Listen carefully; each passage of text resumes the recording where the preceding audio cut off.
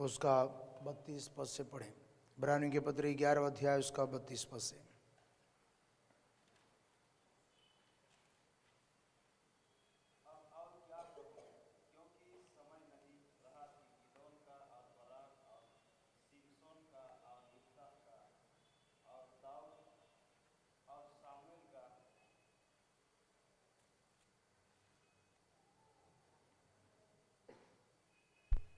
और भविष्यवक्ताओं का वर्णन करूं। उन्होंने विश्वास ही के द्वारा राज्य जीते, धर्म के काम किए, प्रतिज्ञा की हुई वस्तु प्राप्त की, सिंहों के मुंह बंद किए, आग की ज्वाला को ठंडा किया, तलवार की धार से बच निकले, निर्बलता में बलवंत हुए, लड़ाई में वीर निकले, विदेशियों की फौजी को मार भगाया, स्त्रियों ने अपने मरे हुओं को फिर जीवित पाया, कितने तो मार खाते खाते मर गए और छुटकारा ना चाहा, इसलिए कि उत्तम पुनरुत्थान के भागी हो। कई एक ठट्ठों में उड़ाए जाने और कोड़े खाने वरन बांधे जाने और कैद में पड़ने के द्वारा परखे गए, पथरवा किए गए, आरे से चीरे गए, उनकी परीक्षा की गई, तलवार से मारे गए, वे कंगालों में और कलेश में और दुख भोगते हुए भेड़ों और बकरियों की खाले ओढ़े हुए इधर उधर मारे मारे फिरे, और जंगलों और पहाड़ों और गुफाओं में और पृथ्वी की दरारों में भटकते फिरे। संसार उनके योग्य ना था। परमेश्वर के वचन के अर्थात पुराने नियम के भक्तों की इतिहास बताकर लेखक ने विश्वासी जो प्रभु में आए हैं उन्हें प्रभु में बने रहने के लिए प्रोत्साहन कर रहे हैं। तो हमने देखा आरंभ से लेकर हाबिल, हानोक, नूह, अब्राहम और सारा, उसके बाद किसका? अब्राहम की फिर से चर्चा नहीं है, उसके बाद मूसा, और इन सारी बातों को कहकर एक एक व्यक्ति का पहले सबका इतिहास या उसके बारे में लंबा कहने के बाद अब वो उसके बारे में कहना छोटा कर रहे हैं। राहब तक कहा, उसके बाद कह रहे हैं अब और क्या कहूँ, क्योंकि समय नहीं रहा कि गिदोन का, बाराक और शिमशोन का और यिफ्ता का और दाऊद और शमूएल का और भविष्यद्वक्ताओं का वर्णन करूं। अब तक जितने पुराने करार के भक्तों के बारे में कहा, उनकी सेवा के बारे में थोड़ा बहुत विस्तृत रूप में कहते हुए आया। अब लेखक यह समझ रहा है कि इन सब का आगे जितने भी ऐसे लोग हैं उन सब के बारे में यदि ऐसा कहने लगे तो समय बहुत लगेगा, तो इसलिए केवल उनका नाम बताकर आगे बता रहे हैं। उसमें और क्या कहूँ, क्योंकि समय नहीं रहा, गिदोन का, बाराक, शिमशोन का, यिफ्ता और दाऊद और शमूएल का। इनमें न्यायी लोग हैं और भविष्यद्वक्ता लोग हैं। उनके द्वारा परमेश्वर कैसे काम किया और कैसे उन्हें इस्तेमाल किया उसके बारे में एक एक करके वर्णन नहीं कर सके, जिसके कारण सबका नाम एक साथ बताने के बाद उनके कामों को एक एक शब्द में कह रहा है। क्या है? उन्होंने विश्वास ही के द्वारा राज्य जीते, धर्म के काम किए, प्रतिज्ञा की हुई वस्तुएं प्राप्त की, सिंहों के मुंह बंद किए, आग की ज्वाला को ठंडा किया, तलवार की धार से बच निकले। उसमें युद्ध पर जितने लोगों का नाम बताया, गिदोन, बाराक, शिमशोन और यिफ्ता और दाऊद और शमूएल का, लेकिन आगे जो बातें कह रहे केवल उन्हीं का ही नहीं, उसके अलावा अनेक लोगों का काम वहां बताया जा रहा है। इसमें बाराक, गिदोन, बाराक ये सब के सब न्यायी लोग हैं, जिन्होंने अपने समय में इस्राएलियों को उनके ऊपर राज्य करने वाले शत्रुओं से क्या किया था, बचाया था। और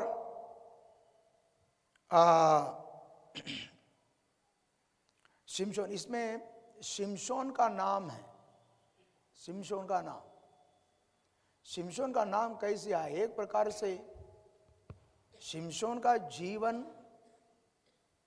उतना आदरणीय या अनुकरणीय नहीं था। था क्या? तो अभी विश्वास योद्धाओं का नाम, उसका नाम आया। बाकी जितने अभी कहा है उसमें राहाब वेश्या, वो वेश्या थी उस वक्त प्रभु को जाना। उसके बाद वो प्रभु बने रही अन्य जाति। मैंने कहा वह अन्य जाति जिसने परमेश्वर को नहीं जानती थी और केवल परमेश्वर के बारे में सुना है, परमेश्वर के द्वारा किए गए आश्चर्य कर्मों को कभी देखा नहीं, केवल क्या हुआ था, सुना था। उस पर उसने क्या की? विश्वास की। और वह विश्वास उनके लिए उद्धार का कारण ठहरा। आगे जाकर वह इस्राएलियों की वंश परंपरा में उसका नाम जुड़ गया, यहां तक यीशु मसीह की दादी बन गई है। लेकिन शिमशोन ऐसा एक व्यक्ति नहीं था। शिमशोन का जीवन अनुकरणीय नहीं है, तो भी उसका नाम वहां आया। क्यों आया? शिमशोन एक नाजीर व्यक्ति, नाजीर मतलब वह जन्म से परमेश्वर के लिए अलग किया गया व्यक्ति। वह सब नहीं जा सकते, सब जगह पर नहीं जा सकते, ना खा सकते हैं, और उसका बाल क्या नहीं कर सकते, नहीं कटवा सकते। लेकिन उसने आगे देखे, उसके नाजीर की जो कुछ निशान है वो सारी नियमों को उसने तोड़ा है। उसका बाल कौन काट लिया? हेलो, कौन काट दिया? दलीला, जिसके गोद में वो सोया था। आगे जाकर नाजीर की और दूसरे एक विशेषता है, वो अंगूर का रस को क्या नहीं कर सकते, पी नहीं सकते हैं, और शव को क्या नहीं कर सकते, छू नहीं सकते। लेकिन जब दोबारा अपने माँ बाप को लेकर जा रहे थे तिम्ना की ओर, तब हुआ क्या था? उसने जो सिंह को, शेर को मारे थे, उसको जाकर देखने गया। तो देखने तो गए, उसमें क्या पाया है? शहद पाया। वो उसने उठाया उसको, इसका मतलब उसको छुआ, मतलब वो क्या छू लिया? शव को छू लिया, वो अशुद्ध हो गया। नाजिर होने का निशान जो उसका बाल है वो दलीला ने काट दी। एक प्रकार से परमेश्वर का अभिषिक्त होने की सारी निशान उनके जीवन से क्या हो चुका था, जा चुका था। वह उनके लिए पतन का कारण रहा। आगे जाकर वह शत्रु के हाथ में क्या किया गया, सौंपा गया। इस व्यक्ति का जिक्र परमेश्वर की आत्मा की अगुवाई में वचन में क्यों लिखा? उसका कारण उसका अंध है। यद्यपि उसकी आंखें फोड़ दिया गया, कुछ दिख नहीं रहा है, लेकिन उसका बाल क्या होता गया, बढ़ता गया। और उसको जिन फलिस्तियों ने पकड़ा वे उस पर ध्यान नहीं दिया। किस पर? इसका बाल जो बढ़ रहा है। नाजीर होने के कारण उसका बाल जब बढ़ा तो परमेश्वर की सामर्थ उसके ऊपर फिर से बढ़ने लगा। उसका प्रमाण है, जब उसको मंदिर में ले जाकर खड़ा कर दिया, क्या करने के लिए? बलि देने के लिए, लोगों के सामने मजाक उड़ाने के लिए। हमने अपना शत्रु, सबसे बड़ा शत्रु कौन, शिमशोन को पकड़ लिया। ये लोगों को दिखाने के लिए उसको, वो मंदिर की विशेषता, वो एक ही खंबे पर बनाया गया मंदिर था। बीच में जो एक ही खंबा है उस पर खड़ा था कौन सा? ये पूरा मंदिर, उतना विशाल मंदिर था। ऐसा बड़ा वो खंबा भी था जिसके बीच में वो था, उसमें उसको क्या किया था, बांधा था। उसने अंत में प्रभु से प्रार्थना किया, मैं इन लोगों से क्या करने लूं, पलटा लेने दो। प्रभु ने उनकी प्रार्थना सुन लिया, वो उसको पकड़ कर क्या कर लिया, झुक लिया।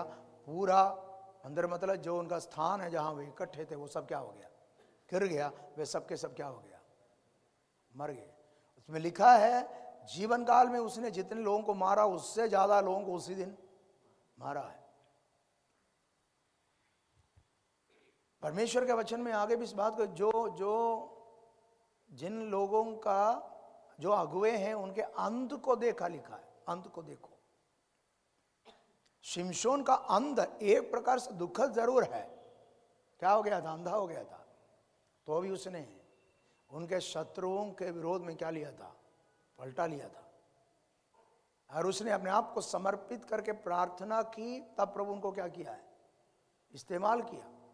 इसलिए जब इस लिस्ट में सुलेमान के समान लोगों का नाम को क्या कर दिया, छोड़ दिया, तो उसमें किसका नाम जोड़ दिया, शिमशोन का।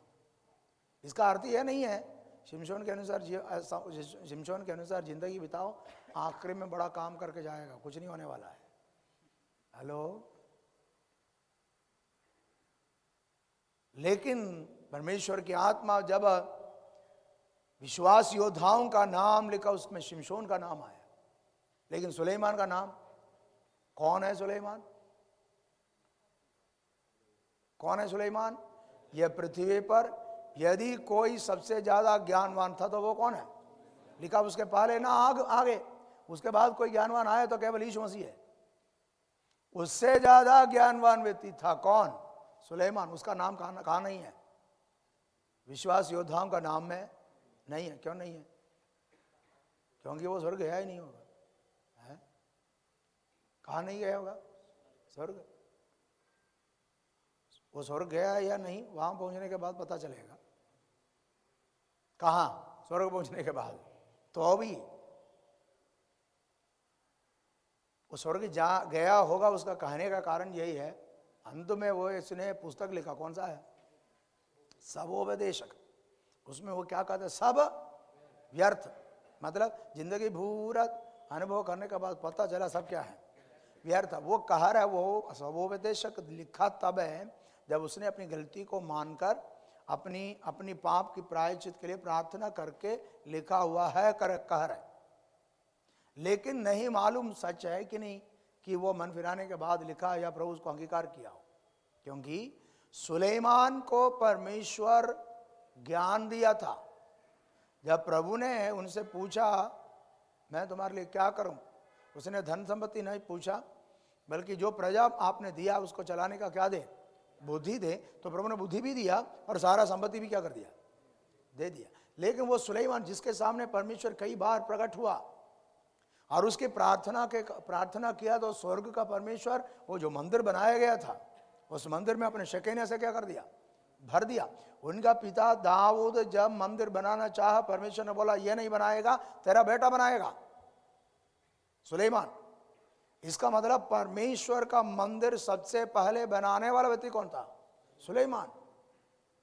और पृथ्वी का सबसे बड़ा ज्ञानवान व्यक्ति, लेकिन उसका नाम विश्वास योद्धाओं का नाम में नहीं है। गड़बड़ कहां हुआ था, हेलो, गड़बड़ शादी से हुआ था। नहीं समझा? गड़बड़ कहां हुआ था, शादी में। उसने क्या किया, अन्य जाति स्त्रियों को विवाह कर लिया। वह उनको ऊंचे स्थानों पर, पहाड़ों पर उनकी देवी देवताओं के लिए क्या बनाने के लिए प्रेरित किया है, मंदिर बनाने के लिए। पहले बना कर दे दिया, उसके बाद खींच कर लेकर गया। पहले मंदिर छोड़ने के लिए जाता था होगा, आखिर में बोला थोड़ा घुटना टेको, आखिर में उसका दंडवत करने लगा। हेलो, गलत रिलेशन, गलत संबंध उनको एक प्रकार से जीवित परमेश्वर से क्या कर दिया, दूर कर दिया। इसका मतलब आपका ज्ञान आपको प्रभु में बने रहने के लिए सहायता करेगा, यह कभी नहीं सोचना। यदि ज्ञान आपको प्रभु में बने रहने के लिए सहायता करेगा तो कौन रहना चाहिए था? सुलेमान रहना था। इतना अज्ञानी मनुष्य, उसका नाम जीवन का पुस्तक में नहीं मालूम स्वर्ग गया है कि नहीं मालूम, बाइबल में लिखा नहीं, गया नहीं, फिर भी जीवन ये विश्वास योद्धाओं का नाम है, उसका नाम नहीं आया। जरूर आना था लेकिन नहीं आया। शिमशोन का आया, राहाब नाम वेश्या का आया, लेकिन उनका नहीं आया। ये प्रकार से हमारे लिए चेतावनी है। हम पृथ्वी पर कितना भी ज्ञान अर्जित करें, वो ज्ञान कभी हमें स्वर्ग राज्य का वारिस नहीं बनाएगा, बल्कि परमेश्वर के साथ जो संगति है वही हमें स्वर्ग राज्य का वारिस बनाएगा। शिमशोन का नाम जरूर आया है। और इफ्ता के बारे में क्या लिखा है? इफ्ता के बारे में वही है कि उसने अपना बेटी, उसने एक क्या बोले, एक वाचा बांध लिया है ना, युद्ध के समय, है ना। यदि युद्ध जीत के आएगा तो सब पहले जो आएगा उसको आपके लिए बलि कर देंगे। वहाँ जो बात है वो बलिदान की बात यह है कि जब वो जीत कर आ रहा था, उससे मिलने के लिए कौन आया? उसका बेटी आया, तो उसका बेटी को बलि कर दिया क्या? इस्राएल में इंसान का बलिदान कभी योग्य या स्वीकार्य नहीं है। कभी मनुष्य को बलिदान करने के लिए परमेश्वर नहीं कहता, ना उसको अंगीकार करते थे। फिर क्यों लिखा है? वो यह था, उस बेटी जब उनसे मिलने के लिए आया तो परमेश्वर के की गई वचन के अनुसार, वाचा के अनुसार उसको जीवन भर अविवाहित रहकर आगे बढ़ने दिया। उसका विवाह होकर आगे एक प्रकार से उसको परमेश्वर को समर्पित कर लिया, वही उसका अर्थ है। उसको बलि चढ़ाया ऐसा नहीं, क्योंकि परमेश्वर का वचन में कहीं भी मनुष्य को बलि चढ़ाया या चढ़ाने से उसको स्वीकार किया जाता है, उस बात का प्रमाण नहीं है। एक ही बार परमेश्वर ने बोला, किसको बोला? अब्राहम को। लेकिन अब्राहम अपना बेटे इसहाक को बलि चढ़ाने परमेश्वर नहीं दिया। क्यों नहीं दिया? क्योंकि वह परमेश्वर को स्वीकार्य नहीं है। तो इफ्ता भी अपने बेटे को बलि नहीं चढ़ाया, लेकिन परमेश्वर के लिए अलग करके समर्पित किया है। या दाऊद और शमूएल का भविष्यवक्ताओं का वर्णन करूं, उन्होंने विश्वास ही के द्वारा राज्य जीते, धर्म के काम किए। दाऊद यह सब राज्यों को जीता। शमूएल क्या किया? धर्म के काम किए, इस्राएलियों को नेतृत्व किया, आत्मिक नेतृत्व किया। प्रतिज्ञा की हुई वस्तुएं प्राप्त की, परमेश्वर की ओर से उनको प्रतिज्ञा की गई बातें वे विश्वास से क्या किया? प्राप्त कर लिया। और सिंहों के मुंह को बंद किए। कौन? सिंहों के मुंह को कौन बंद किया था? किसके लिए किया था? दानियल के लिए। और आग की ज्वाला को ठंडा किया। कौन? Shadrach, Meshach, Abednego. और तलवार की धार से बच निकले। तलवार से धार से बच निकले मतलब वो कौन है? वो एलीशा और यिर्मयाह है, जिनके पीछे कौन पड़ा था? एलिया के पीछे कौन पड़ा था? आहाब। और आगे जाकर इजबेल की सेना भी नहीं है। एलीशा के पीछे कौन पड़ा था? शत्रु की सेना पूरा आकर वो पहाड़ को क्या कर लिया था? घेर लिया था। और आगे जाकर यिर्मयाह को मार डालने की कोशिश किया, लेकिन प्रभु ने उसको बचा कर रखा आरंभ में। और निर्बलता में बलवंत हुए। परमेश्वर के बच्चों, ऐसा कई भक्त लोग हैं जो शारीरिक रूप में क्या हो गया था? निर्बल हो गया था, लेकिन प्रभु उनको क्या कर दिया? बलवंत किया। वे सब ये किया कैसे? विश्वास के द्वारा और विश्वास के कारण। और लड़ाई में वीर निकले। लड़ाई में वीर निकला। गिदोन उसमें से एक था। गिदोन, कई लोग हैं उसमें से एक उदाहरण के लिए। कैसे लड़ाई किया वो? गिदोन का परमेश्वर क्या बोला था? है? कैसे जीता वो? परमेश्वर बोला मटका ले लो, बोला, और क्या ले लो? मशाल ले लो। काहे के लिए? युद्ध करने के लिए। युद्ध करने के लिए कौन सा हथियार चाहिए? आज के हिसाब से बॉम्ब चाहिए। उस दिन के हिसाब से क्या चाहिए? तलवार चाहिए, नहीं तो तीर चाहिए। अभी क्या बोला परमेश्वर ने? क्या बोला? मिट्टी का मटका और क्या ले लो? मशाल। परमेश्वर ने जो बोला वो किया। मानुषिक तौर पर यह बेवकूफी है, नहीं है क्या? इसे कभी जीत सकता है? नहीं। लेकिन प्रभु ने बोला करो, वे किया और क्या हो गया? जीत गया। वे जितने थे उससे कई गुना एक सेना पर वे जयवंत हो सका है। वो किया कैसे? विश्वास से वे काम को किया। विदेशियों की फौजों को मार भगाया। वो कई लोग, विदेशी सेना जब उस पर हमला किए हैं तो वे उनको मार भगाया। 35 इब्रानी 11:35, स्त्रियों ने अपने मरे हुओं को फिर जीवित पाया। पुराने करार में कौन है? सारफत की विधवा अपने बेटे को, और एलिशा के समय शूनेवास स्त्री की बेटा, वो सब मरे हुए लोग, जो स्त्रियां हैं, जो उनके लोगों को जीवित पाया। लेकिन आगे कह रहे कितने तो मार खाते खाते मर गए और छुटकारा न चाहा। अब तक जितने लोगों के बारे में कहा है वे सब जय पाए हुए लोग हैं, नहीं है? युद्ध में नहीं मारे गए, बल्कि विदेशी फौजों को क्या कर दिया था? भगाया था। और मर गया तो वो क्या किया गया था? जलाया गया था। लेकिन आगे कह रहे कुछ लोग क्या किया गया? मार खाते खाते मर गए। ये भी विश्वास है क्या? है? मार खाते खाते मर जाना भी विश्वास है क्या? हाँ विश्वास है, वही लिखा है। वे मार खाते खाते क्या हो गया? मर गया।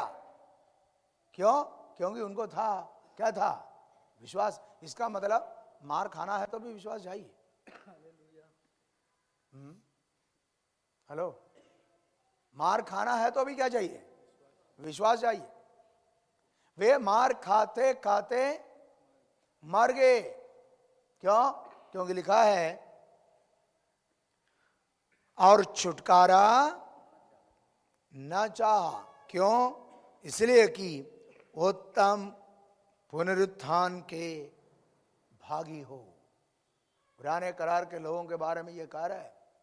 पुराने करार के भक्तों में अनेक लोग थे जो परमेश्वर के लिए मार खाते खाते क्या हो गया? मर गया। वे छुटकारा नहीं चाह। क्यों? क्योंकि उनको मालूम था मर जाना हमारा अंत नहीं, एक दिन पुनरुत्थित हो जाएगा। इब्रानी की पत्री का सारा सारांश क्या है? अनंत काल का विश्राम। तो वे सबके सब जो मार खाते खाते मर गए, वे उसके लिए तैयार क्यों हुआ? क्योंकि उनको मालूम था ये मर जाना उनका अंत नहीं है, बल्कि आगे क्या रखा है? एक पुनरुत्थान रखा है। अर्थात उनको इस पृथ्वी पर जीवित रहना उससे बढ़कर उनकी आशा किस पर था? पुनरुत्थान पर था, आने वाली जिंदगी पर था। इब्रानी की पत्री में जितने लोगों के बारे में कहा, अभी तक हमने जितने कहा है, उन सबका नजर कहां पर था? कहां पर था? आने वाले युग पर।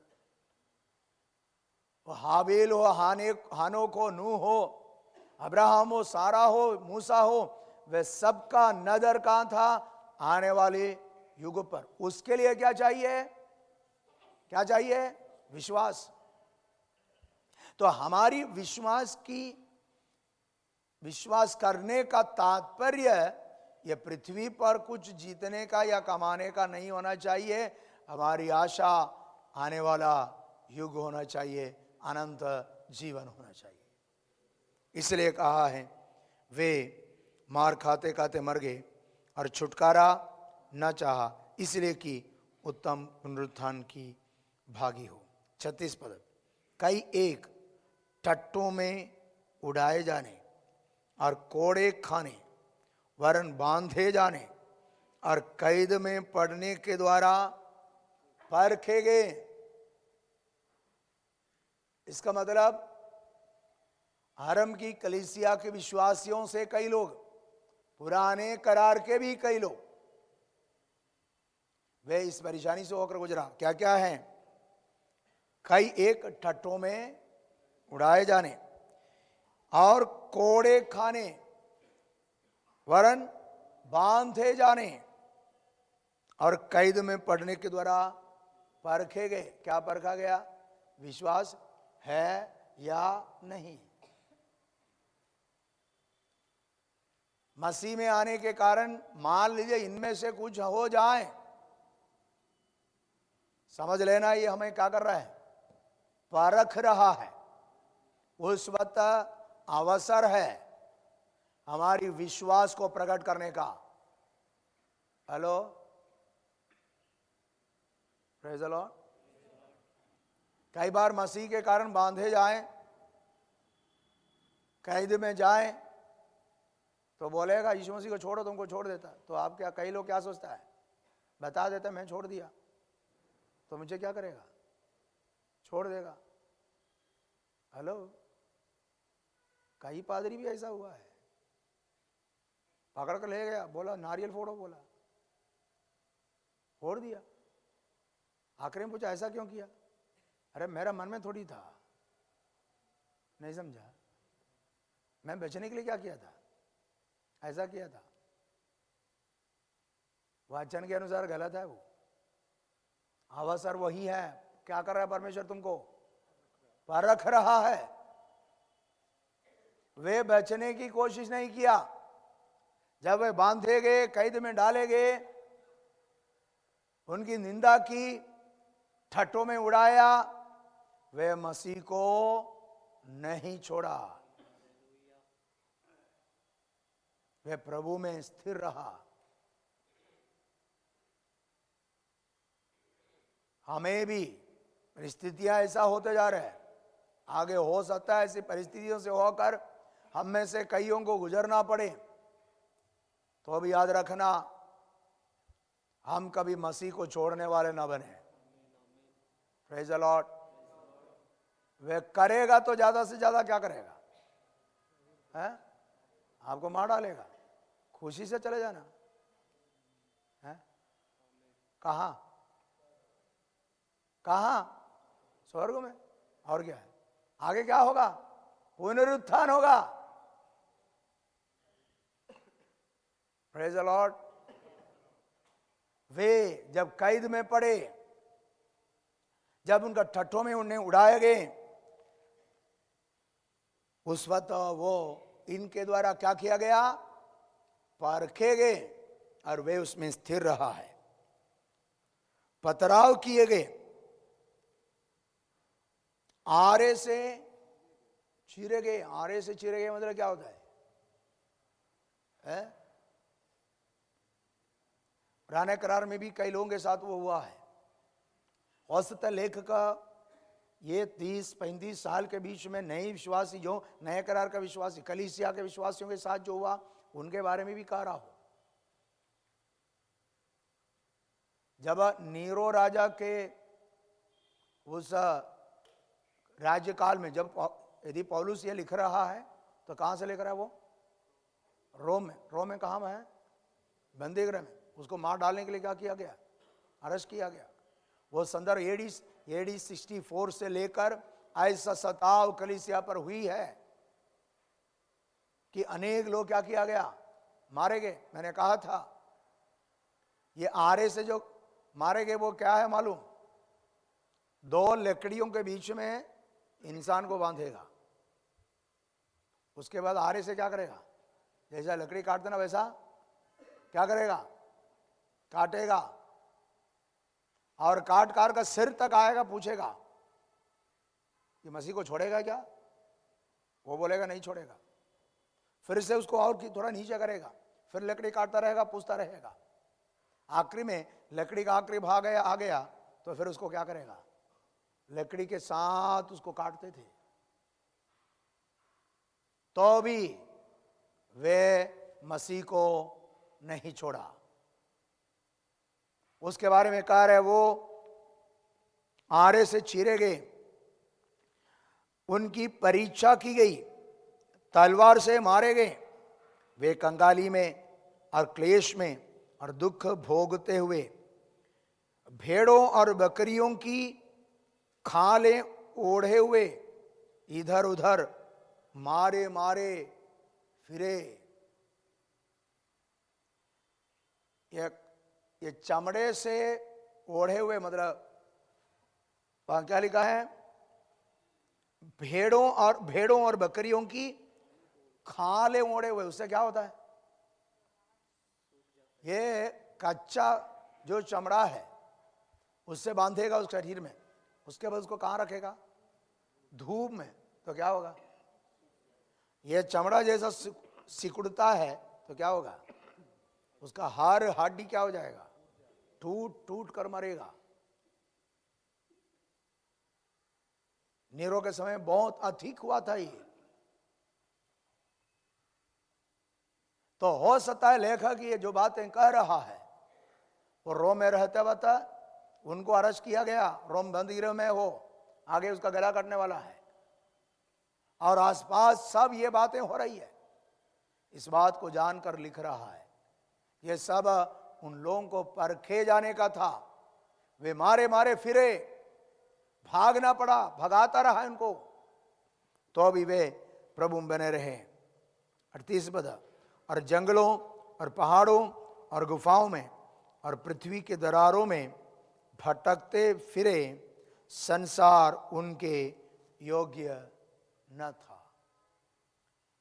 पहली सदी के विश्वासी लोग जो क्लेश को सहा, यदि लेखक आखिरी में जिन क्लेशों के बारे में कह रहे, ये पहली सदी के कलीसिया के लोगों के साथ हुई बात है, तो हो सकता है वो उस बातों का जिक्र कर रहे हो। यद्यपि आरंभ पुराने करार के भक्त लोगों के जीवन के बारे में कहना शुरू किया है, लेकिन अंत में इन विश्वासियों के सामने या जिनके लिए लिख रहा है, वे जिन लोगों को जानते हैं, उनके जीवन में जो घटनाएं हुई, उन बातों के बारे में कह रहा है। इतने होने के बावजूद वे लोग मसीह को नहीं छोड़ा, वे प्रभु में बने रहा। मरने के लिए क्या हो गया? तैयार हुआ। यही बात कर रहा है। देखो ये इब्रानी कलीसिया की विशेषता क्या है? अभी वे सताव के कारण क्या होने जा रहा है? वो लौटने के लिए सोच कर बैठा है। कई लोग लौट कर गया होगा सताव के कारण या आर्थिक तंगी के कारण, कुछ ऐसी परेशानियों के कारण वे वापस जाने के लिए बैठा है। उस वक्त कह रहा है तुम्हारे बीच में भी ऐसा कई लोग हैं जो आरे से क्या किया गया?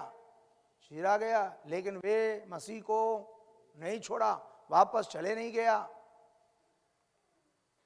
तुम जिस किसी परिस्थितियों से होकर गुजरते हो, वैसी परिस्थितियों से अनेक लोग गुजरे हैं, लेकिन वे कोई भी विश्वास में कभी कमजोर नहीं हुआ।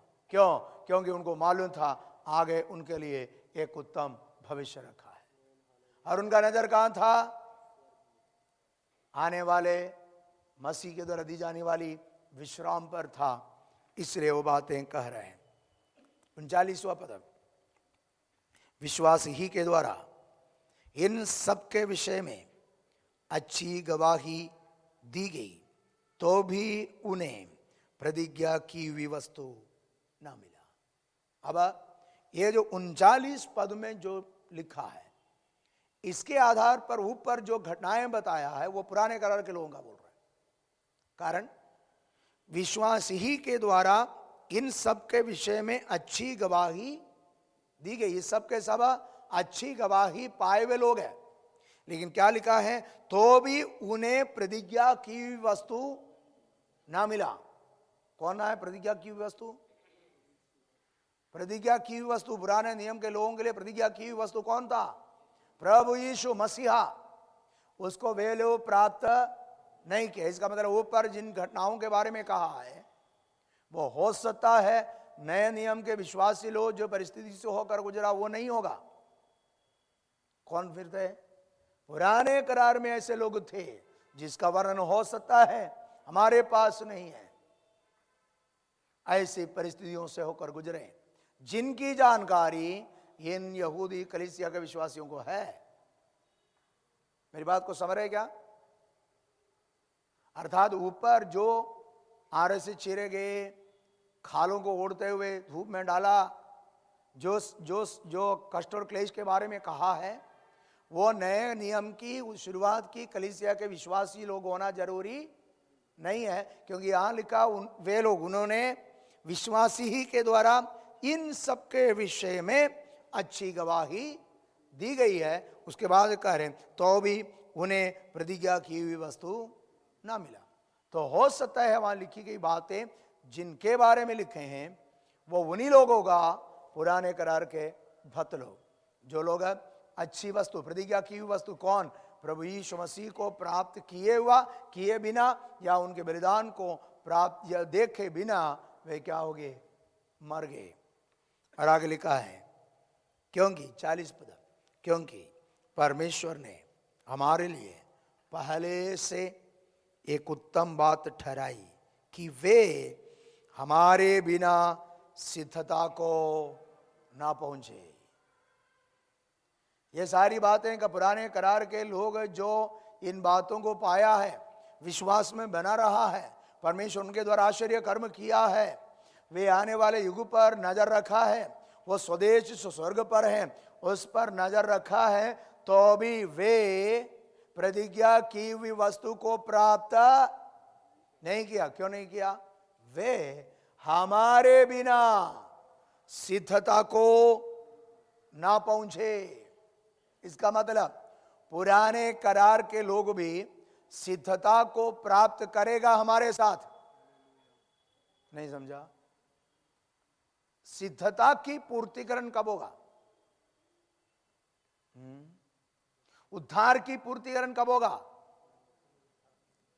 जब यीशु आएगा, हमारा शरीर का रूपांतरण होगा तब। अर्थ पुराने करार के लोग भी पुनरुत्थित शरीर हमारे साथ पाएगा। Praise the Lord. एक ऐसी शिक्षा पाया जाता है जब प्रभु यीशु मसीह बादलों पर आएंगे तब केवल नए करार के विश्वासी लोग जो यीशु मसीह पर विश्वास करके उद्धार पाया वे ही पुनरुत्थित होगा। उसमें पुराने करार के लोग नहीं होगा करके वो गलत शिक्षा है। शिक्षा मतलब वो गलत है। क्योंकि यीशु मसीह जब अब बादलों पर आएंगे तो उन पर विश्वास किए हुए सबके सब क्या किया जाएगा? जिलाया जाएगा। तो पुराने करार के लोग कौन है? पुराने करार के लोग कौन है? वे आने वाला मसीहा पर विश्वास करके मरे थे। हम कौन है? आया हुआ मसीहा पर क्या किया? विश्वास करके उद्धार पाया। मेरी बात को समझ रहा है?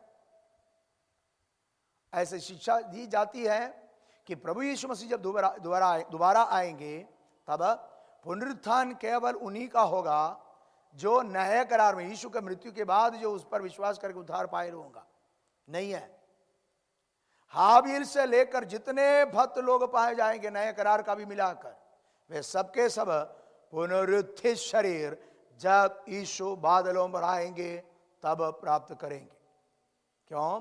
क्योंकि पुराने करार के लोग आने वाला मसीहा पर विश्वास करके आराधना करके मरे हैं और हम आया हुआ यीशु पर। तो पुनरुत्थान सबका एक साथ होगा। पुनरुत्थित शरीर पुराने करार और नए करार के सब एक साथ होगा। इसलिए वह लिखा है, वे प्रतिज्ञा की हुई वस्तु को नहीं पाया। क्यों नहीं पाया? क्योंकि वे हमारे बिना सिद्धता को ना पहुंचे। इसका मतलब हमारे साथ उनकी सिद्धता होगा। अर्थात यीशु मसीह पर विश्वास करके उद्धार पाए हुए पुराने करार के नए करार के सब भक्त लोग एक साथ जिलाए जाएंगे, एक साथ पुनरुत्थित शरीर को प्राप्त करेगा। अर्थ हमारे साथ वे भी भागी। एक प्रकार से सोचें, अब्राहम, इसहाक, याकूब, यह सब महान प्रभु के लोग, लेकिन पुनरुत्थान किसके साथ होगा? हमारे साथ। Praise the Lord. मेरी बात को समझ रहे हैं? पुराने करार के इतने महान भक्त लोग भी पुनरुत्थान पाएगा किसके साथ? हमारे साथ। हमारे बिना वे सिद्धता को प्राप्त नहीं करेगा। एक प्रकार से हम नए करार के लोगों पर परमेश्वर की दया है, उसका अनुग्रह है जो प्रकट की गई है कि हम उन लोगों के साथ पुनरुत्थित शरीर को प्राप्त कर पाएंगे। आगे पढ़िए 12वां अध्याय उसका पहला पद से। इस कारण जबकि गवाहों का ऐसा बड़ा बादल हमको घेरे हुए हैं, तो आओ हर एक रोकने वाली वस्तु और उलझाने वाले पाप को दूर करके वह दौड़ जिसमें हमें दौड़ना है धीरज से दौड़ें, और विश्वास के कर्ता और सिद्ध करने वाले यीशु की ओर ताकते रहें, जिसने उस आनंद के लिए जो उसके आगे धरा था लज्जा की कुछ चिंता ना करके क्रूस का दुख सहा और परमेश्वर के सिंहासन की दाहिनी ओर जा बैठा। इसलिए उस पर ध्यान करो जिसने अपने विरोध में पापियों का इतना विरोध सह लिया कि तुम निराश होकर साहस न छोड़ दो। तुमने पाप से लड़ते हुए उससे ऐसी मुठभेड़ नहीं की कि तुम्हारा लहू बहा हो, और तुम उस उपदेश को जो तुमको पुत्रों के समान दिया जाता है भूल गए हो। इस कारण जबकि गवाहों का ऐसा बड़ा बादल हमको घेरे हुए हैं, तो आओ हर एक रोकने वाली वस्तु और उलझाने वाले पाप को दूर करके वह दौड़ जिसमें हमें दौड़ना है धीरज से दौड़े। देखिए 7, 8, 9, 10 4 अध्यायों में, एक प्रकार से 4 अध्याय का 14 पद से लेकर यीशु मसीह की याजकत्व के बारे में कहना आरंभ किया था, है कि नहीं? हेलो, आधा नींद में लग रहे। बोलिए प्रभु यीशु मसीह की, जोर से बोलिए प्रभु यीशु मसीह की, ताली बजाकर बोलिए प्रभु यीशु मसीह की। उसमें 7, 8, 9, 10 4 अध्याय में क्या है? चारों अध्याय में 7 अध्याय में क्या है? हेलो, उत्तम उत्तम महायाजक कौन? प्रभु यीशु मसीह। आगे उत्तम 8वां अध्याय में उत्तम व्यवस्था, एक नई व्यवस्था। पुरानी व्यवस्था जीर्ण हो गई, लोभ हो गई, उसके बदले एक नई व्यवस्था 8वां अध्याय में। 9वां अध्याय में उत्तम तंबू, पृथ्वी पर जो तंबू था उसका और मसीह के द्वारा मसीह जिस तंबू में प्रवेश किया उस दोनों का तुलना, उसमें उत्तम तंबू। और 10वां अध्याय में उत्तम बलिदान, यीशु मसीह का बलिदान, और पृथ्वी पर महायाजक लोगों के द्वारा या याजक लोगों के द्वारा जो बलिदान चढ़ाए जाते थे उससे उत्तम था किसका? किसका? मसीह का। ये कहने के बाद उन विश्वासियों को प्रभु में विश्वास योग्य बने रहने के लिए कहा, और विश्वास योग्य कहा, हम पीछे हटने वाले नहीं कि नाश हो जाए, परंतु विश्वास करने वाले हैं कि प्राणों को बचाए। इसका मतलब कौन सा? हम आत्मा और प्राण हमारा बचकर कहां पहुंचे? स्वर्ग में। तो ये लोगों को हियाव देने के लिए परमेश्वर पर भरोसा करके विश्वास करके प्रभु के लिए जिया मरा ऐसे लोगों का इतिहास बोलने लगा। वही 11वां अध्याय। ये कहने के बाद फिर से कहां आ रहा है? विषय पर वापस आ रहा है। कौन सा? विश्वासी जो प्रभु में है वो क्या करना चाहिए। एक प्रकार से 12 और 13 अध्याय है। प्रभु में आए वे लोग अपने प्रायोगिक जीवन में जिन बातों को लागू करना है वो बातें कर रहे। क्या कर रहे? इस कारण जबकि गवाहों का ऐसा बड़ा बादल हमको घेरे हुए हैं, तो आओ हर एक रोकने वाली वस्तु और उलझाने वाले पाप को दूर करके वह दौड़ जिसमें हमें दौड़ना है, धीरज से दौड़े। यहां एक व्यक्ति का उदाहरण दे रहा है। कौन सा? दौड़ने वाला व्यक्ति। यह भी पौलुस है इसका लेखक, उसका एक प्रमाण है, क्योंकि पौलुस अपने पत्रियों में कई बार दौड़ने वाला धावक का उदाहरण दिया है, क्योंकि हर एक रोमी नागरिक उन दिनों में यह दौड़ की प्रतियोगिता से बहुत प्रभावित था। बहुत ऐसा प्रतियोगिता हुआ करता था दौड़ की, और उसको एक इनाम मिलता है। कौन सा इनाम है? मुकुट मिलेगा। मुकुट कौन सा मुकुट है? कौन सा मुकुट? मुरझाने वाला मुकुट। जैतून का पत्ते से बना हुआ एक मुकुट बनेगा, फिर भी दौड़ेगा। दो मुख्य खेल था। कौन सा? एक दौड़, दूसरा क्या? हाँ, गुस्ती। दो व्यक्तियों के बीच में जो मल्ल युद्ध हुआ करता था, ये दोनों बहुत मुख्य खेल था उन दिनों में। तो पौलुस कई बार इन दोनों का उदाहरण दिया है। यहां भी एक दौड़ने वाले व्यक्ति के बारे में कह रहे हैं। इतने लोगों के बारे में बोला। कौन सा? 16 विश्वास योद्धाओं का नाम और कई लोगों का काम। ये सब कहने के बाद बोला, जैसा अभी आप जैसा गवाहों का बड़ा बादल हमको घेरे हुए। इन पुराने करार के भक्त लोगों के बारे में कहने के बाद कह रहे हैं वो हमको घेरे हुए हैं। कैसे? गवाहों का बड़ा बादल घेरे हुए। इस वचन के अनुसार कई लोग कहता है पुराने लोग सब बादल से देख रहे हैं। कहां से? जो मर गया था वो ऊपर से क्या कर रहे हैं? देख रहे। यहां भी एक पादरी बोला था, एक संडे एक पादरी आया था प्रचार करने, उसने बोला ये सब देखकर पीएस साहब ऊपर बैठकर देखकर आनंदित हो रहा है। अरे भैया, मरने के बाद कोई यहां ना देखता, विशेष करके स्वर्ग गया तो देखता ही नहीं, नरक तो जाएगा तो देखा ही नहीं। उदाहरण तो है। कौन? लाजर को भेजने बोला बेटा नहीं होगा। धनवान खुद आ सकता तो पहले से दौड़ कर आता, नहीं है। और स्वर्ग में गया हुआ थी वो भी वापस नहीं आता। मान लो स्वर्ग में गया हुआ आपका व्यक्ति जो प्रभु में था, मर गया, प्रभु स्वर्ग में पहुंच गया, वह वहां बैठकर आपका घर देख रहा है, आपका घर को देख रहा है। घर में जितने लोग झगड़ा कर रहा है वो भी क्या कर रहा है? नहीं समझा? हेलो, समझ रहे मेरी बात? यदि वो स्वर्ग में बैठकर देख रहा है तो उनके लिए स्वर्ग ना रहेगा क्या? यदि स्वर्ग में बैठकर आपका घर को, आपके घर से प्रभु में सोया हुआ व्यक्ति देख रहा है तो उनके लिए स्वर्ग नहीं रहेगा। अरे भैया, यहां देखने के लिए जगह ही नहीं, समय ही नहीं उसके पास, क्योंकि वो किसको देखता रह रहा है? मैंने बोला ना, जिंदगी भर अनंत काल तक यीशु को देखे तो भी उसकी सुंदरता हमें कभी कम नहीं दिखेगा। स्वर्ग में पहुंचा हुआ व्यक्ति यहां के बारे में सोचता ही नहीं और यहां को देखता भी नहीं है। तो फिर यहां जो लिखा है गवाहों की ऐसा बड़ा बादल हमें घेरे हुए, इसका अर्थ क्या है? उनके द्वारा हमसे पहले प्रभु में पाए हुए लोग गवाहों एक बादल के समान पड़ा है। बादल मतलब क्या होता है? बादल घेरे हुए, इसका मतलब आप यहां से देखें हर जगह पर क्या है? बादल ही दिखेगा।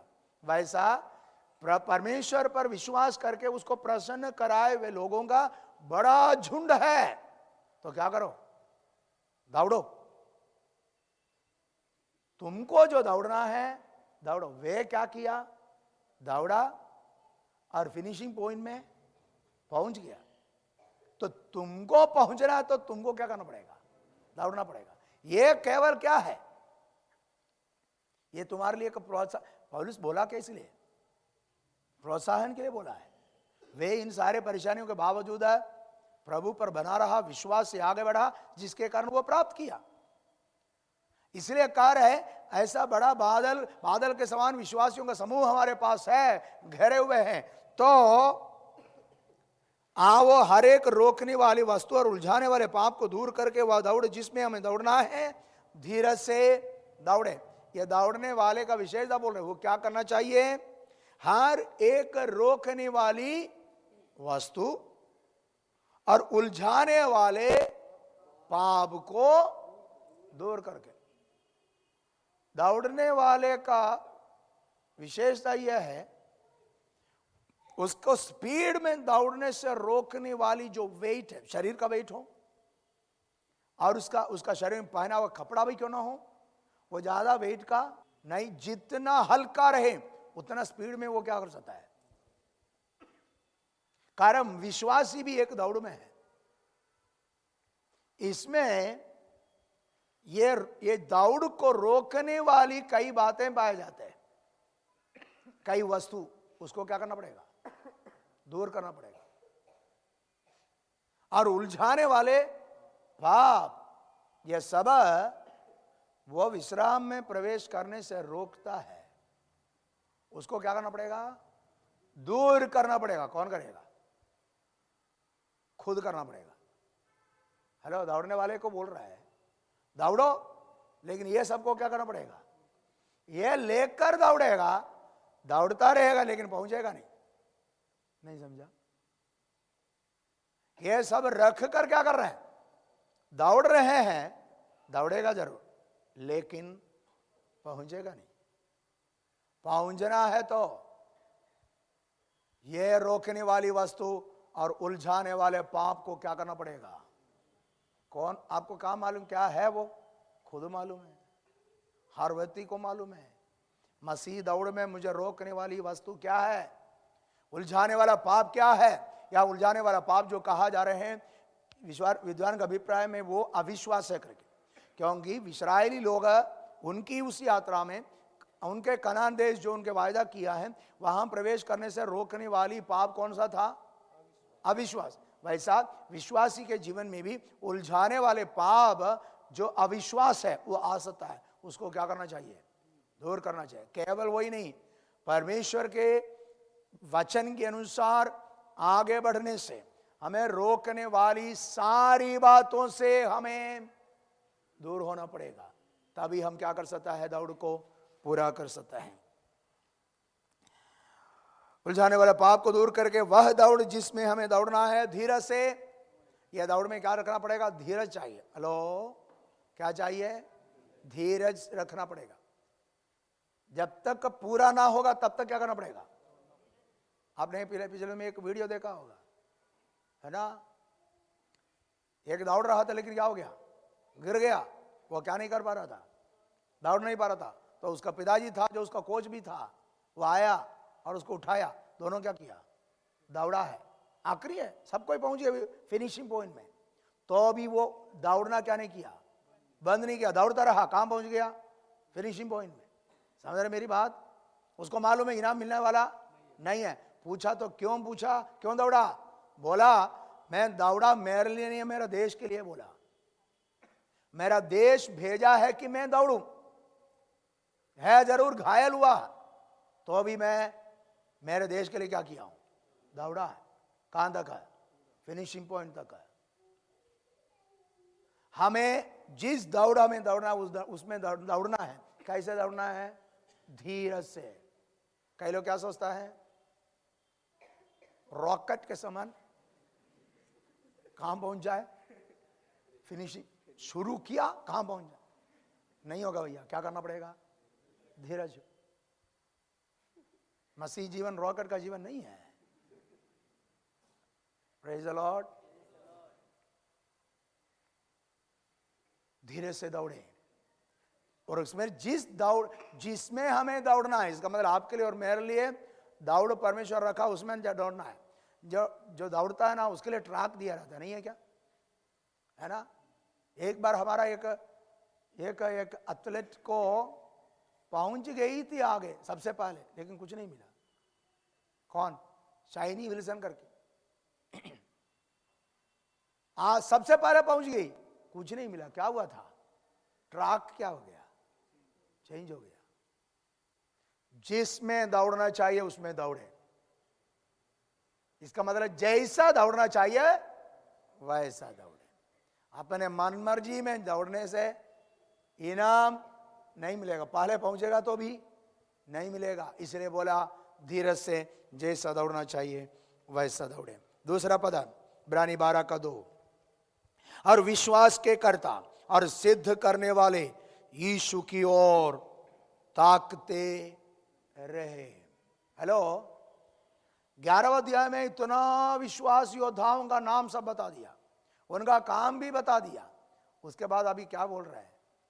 देखना केवल एक ही व्यक्ति पर, किस पर? यीशु पर। हेलो, किसकी ओर ताकना है? यीशु मसीह पर।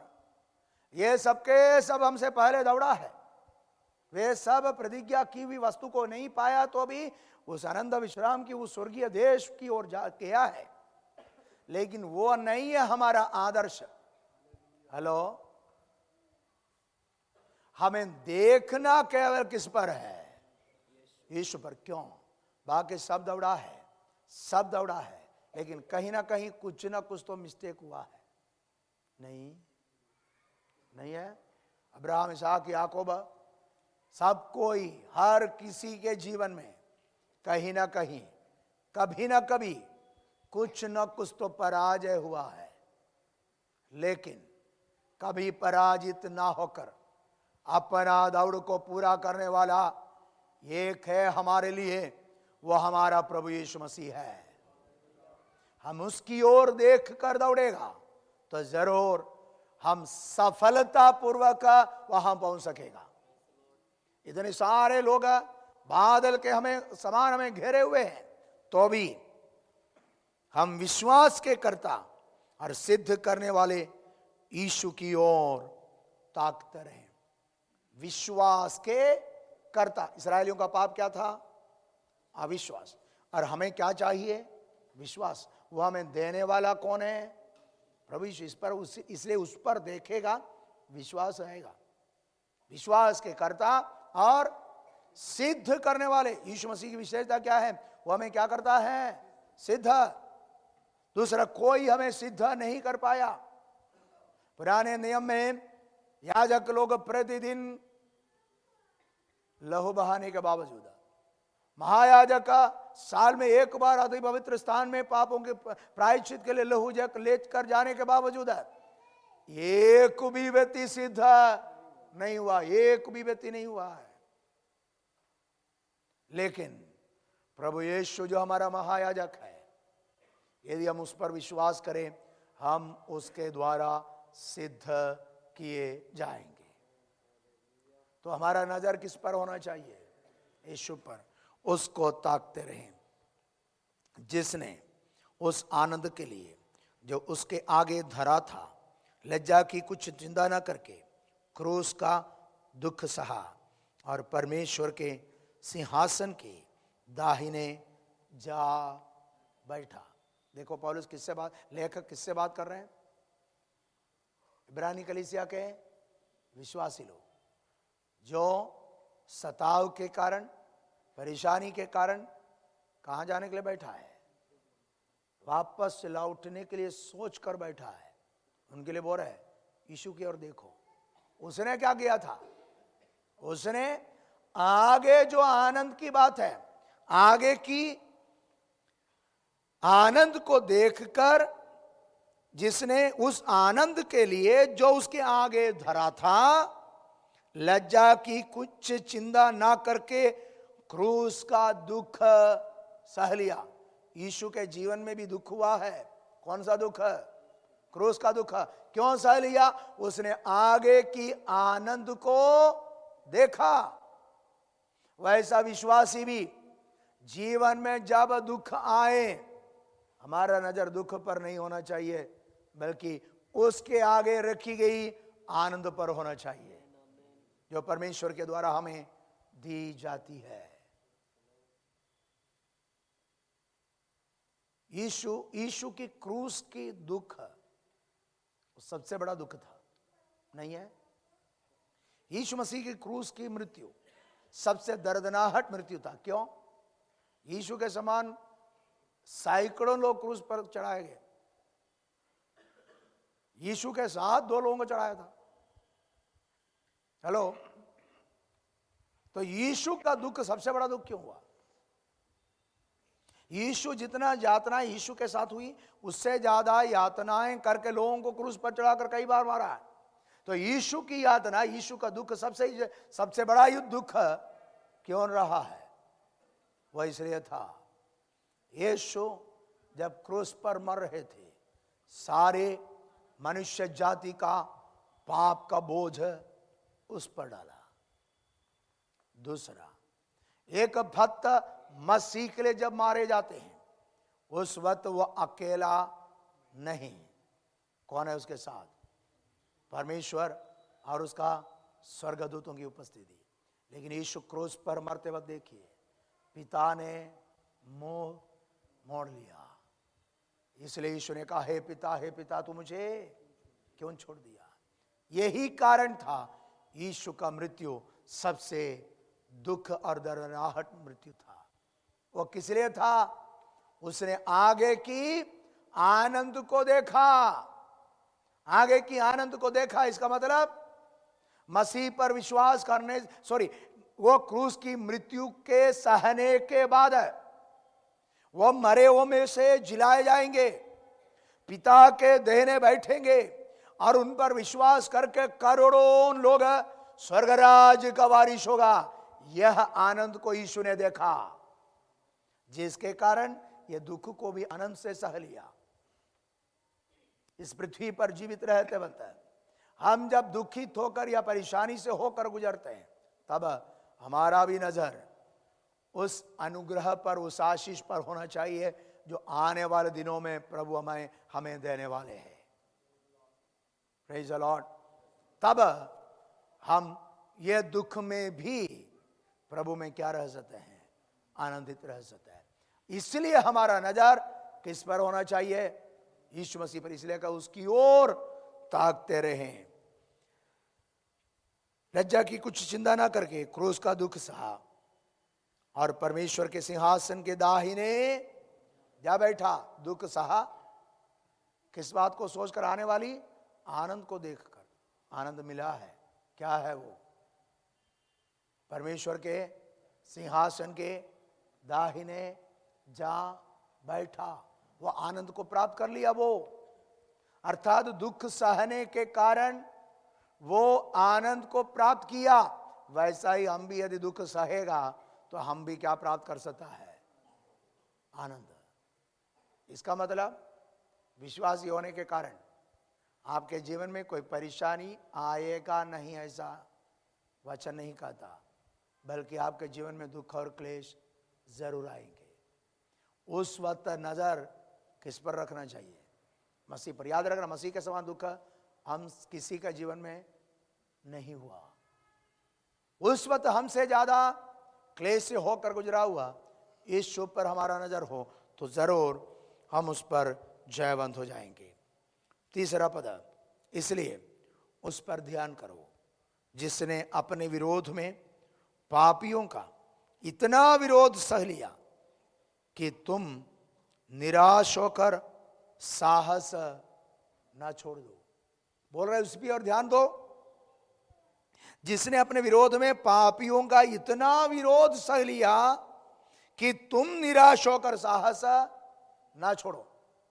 इसका मतलब जब तुम्हारे जीवन में दुख और परेशानी आ जाए उसकी ओर थोड़ा देखना बस। उतना उसने विरोधियों का इतना दुख सह लिया। इसका मतलब आपके जीवन में दुख और परेशानी हो रहा है, उसकी अपेक्षा जो यीशु ने सह लिया कुछ नहीं है। तो हमसे ज्यादा दुख और परेशानी सहा हुआ एक व्यक्ति जिसको हम देखें तो हम अपने परेशानी में जयवंत हो सकता है। यदि हमसे ज्यादा परेशानी, दुख और क्लेश से होकर गया हुआ एक व्यक्ति यदि जयवंत हुआ है तो हम भी हमारी परेशानियों में, दुखों में जयवंत हो सकता है। इसलिए नजर किस पर रखना चाहिए? मसीह पर। ध्यान उसका करना चाहिए। 4 पद, तुमने पाप से लड़ते हुए उससे ऐसी मुठभेड़ नहीं की कि तुम्हारा लहू बहा हो। क्या लिखा है? पाप से लड़ते हुए उससे ऐसी मुठभेड़ नहीं की तुम्हारा लहू बहा हो। इसका मतलब वहां कुछ लोगों का अभिप्राय है पौलुस वहां जो मुक्केबाजी है ना, क्या बोलते इसको, दो व्यक्तियों के बीच मल्ल युद्ध जो चलता है उसको स्मरण करके बोल रहा था। क्योंकि उन दिनों में जब दो व्यक्तियों के बीच में मल्ल युद्ध होता है तो वो व्यक्ति पराजित हुआ यह प्रमाणित कब होता है मालूम? वो लहू लुहान होकर जब गिरता है तब। इसका मतलब मुठभेड़ करके वो क्या हो जाएगा? लहू लुहान हो जाएगा, गिर जाएगा। तब पता चलता है वो क्या हो गया, हार गया। इसका मतलब मुठभेड़ हुआ है तो क्या होगा? लहू बहेगा। कार्य तुम लोग पाप से लड़ते हुए अभी तक उस स्थिति में नहीं पहुंचा।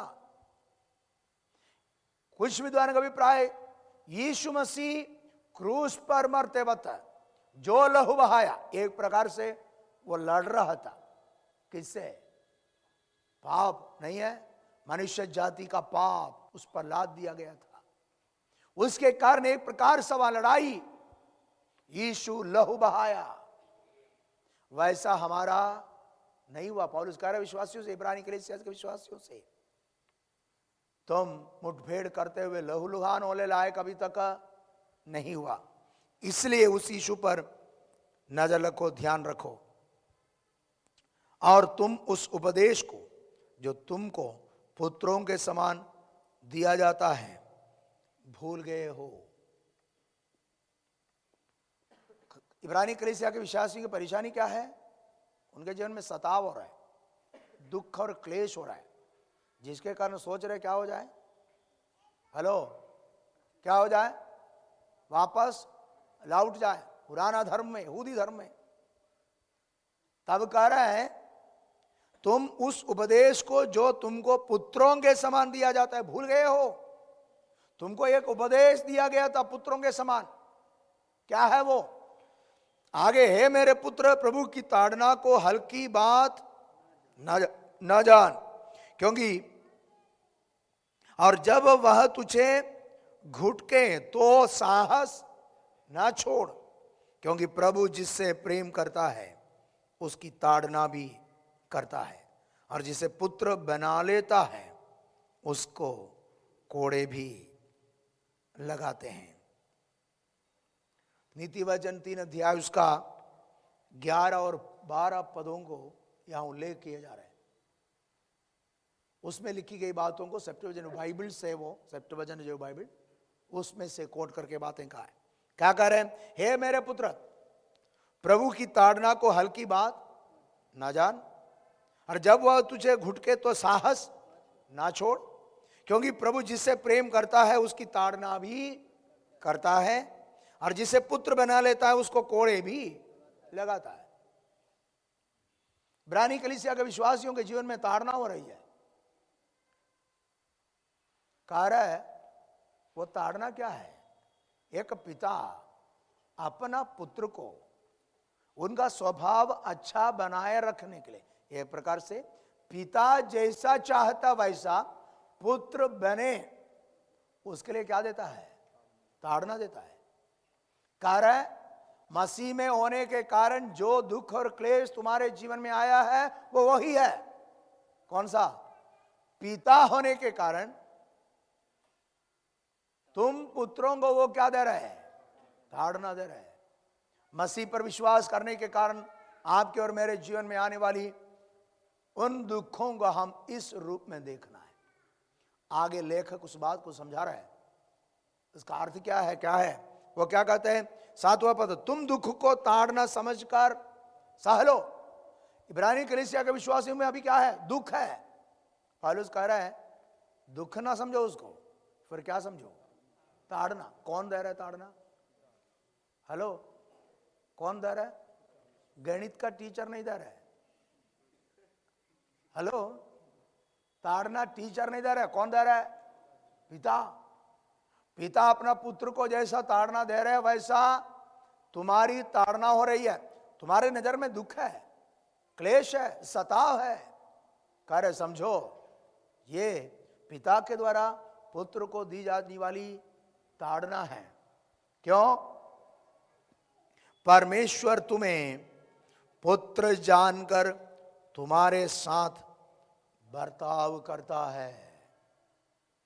इसका मतलब मसीह में आने के कारण या मसीह में आने के बाद आने वाला सारा दुख पिता के द्वारा हम पुत्रों को दी जाने वाली ताड़ना समझना चाहिए। Praise the Lord. जरूर आगे उस बात को भी कहता है, वह कौन सा पुत्र है जिसकी ताड़ना पिता नहीं करता? यदि वह ताड़ना जिसके भागी सब होते हैं तुम्हारी नहीं हुई तो तुम पुत्र नहीं पर व्यभिचार की संतान ठहरे।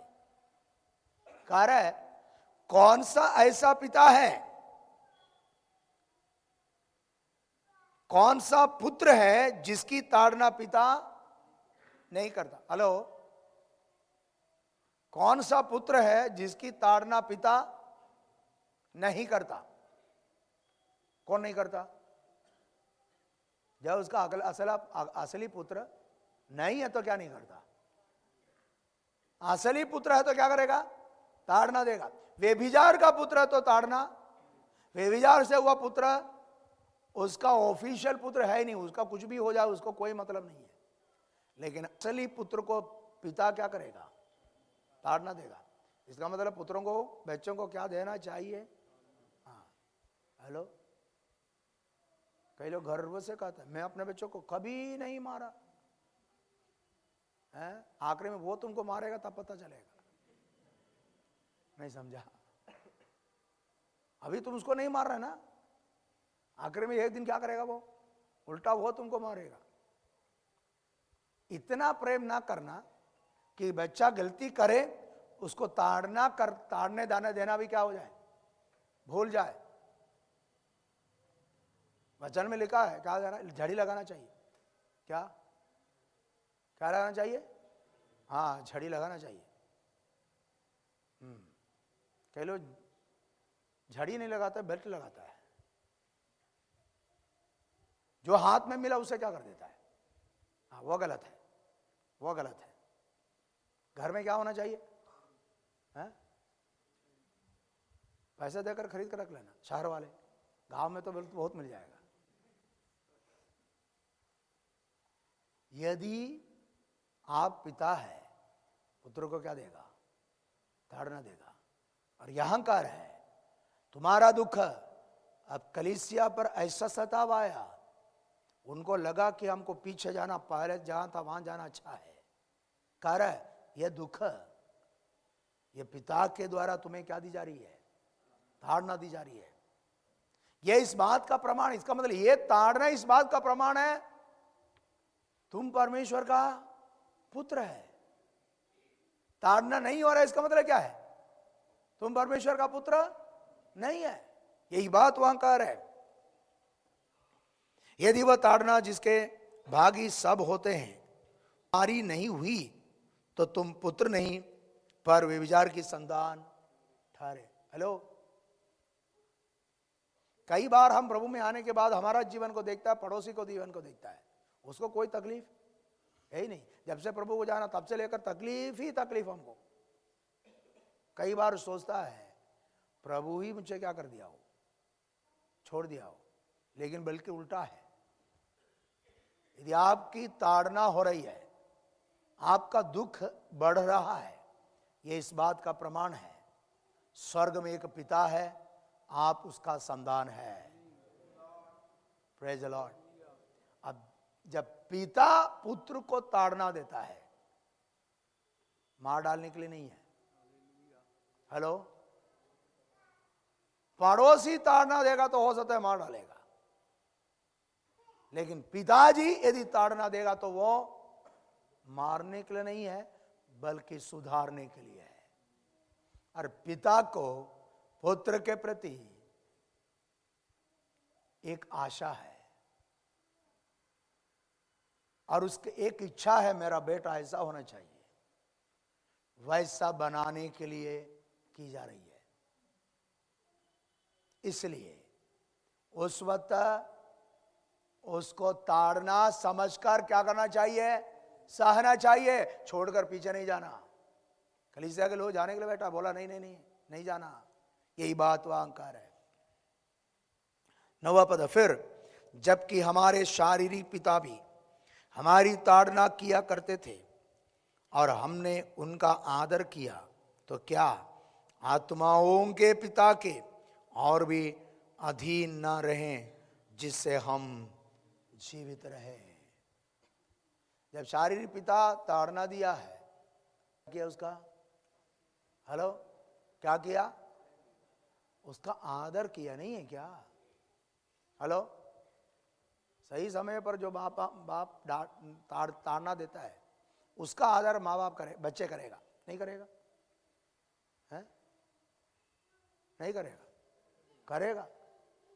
यदि बच्चा गलती करते वक्त उसको सही समय पर ताड़ना दिया है, तो वो बच्चे उस पिता की आदर हर वक्त करेगा।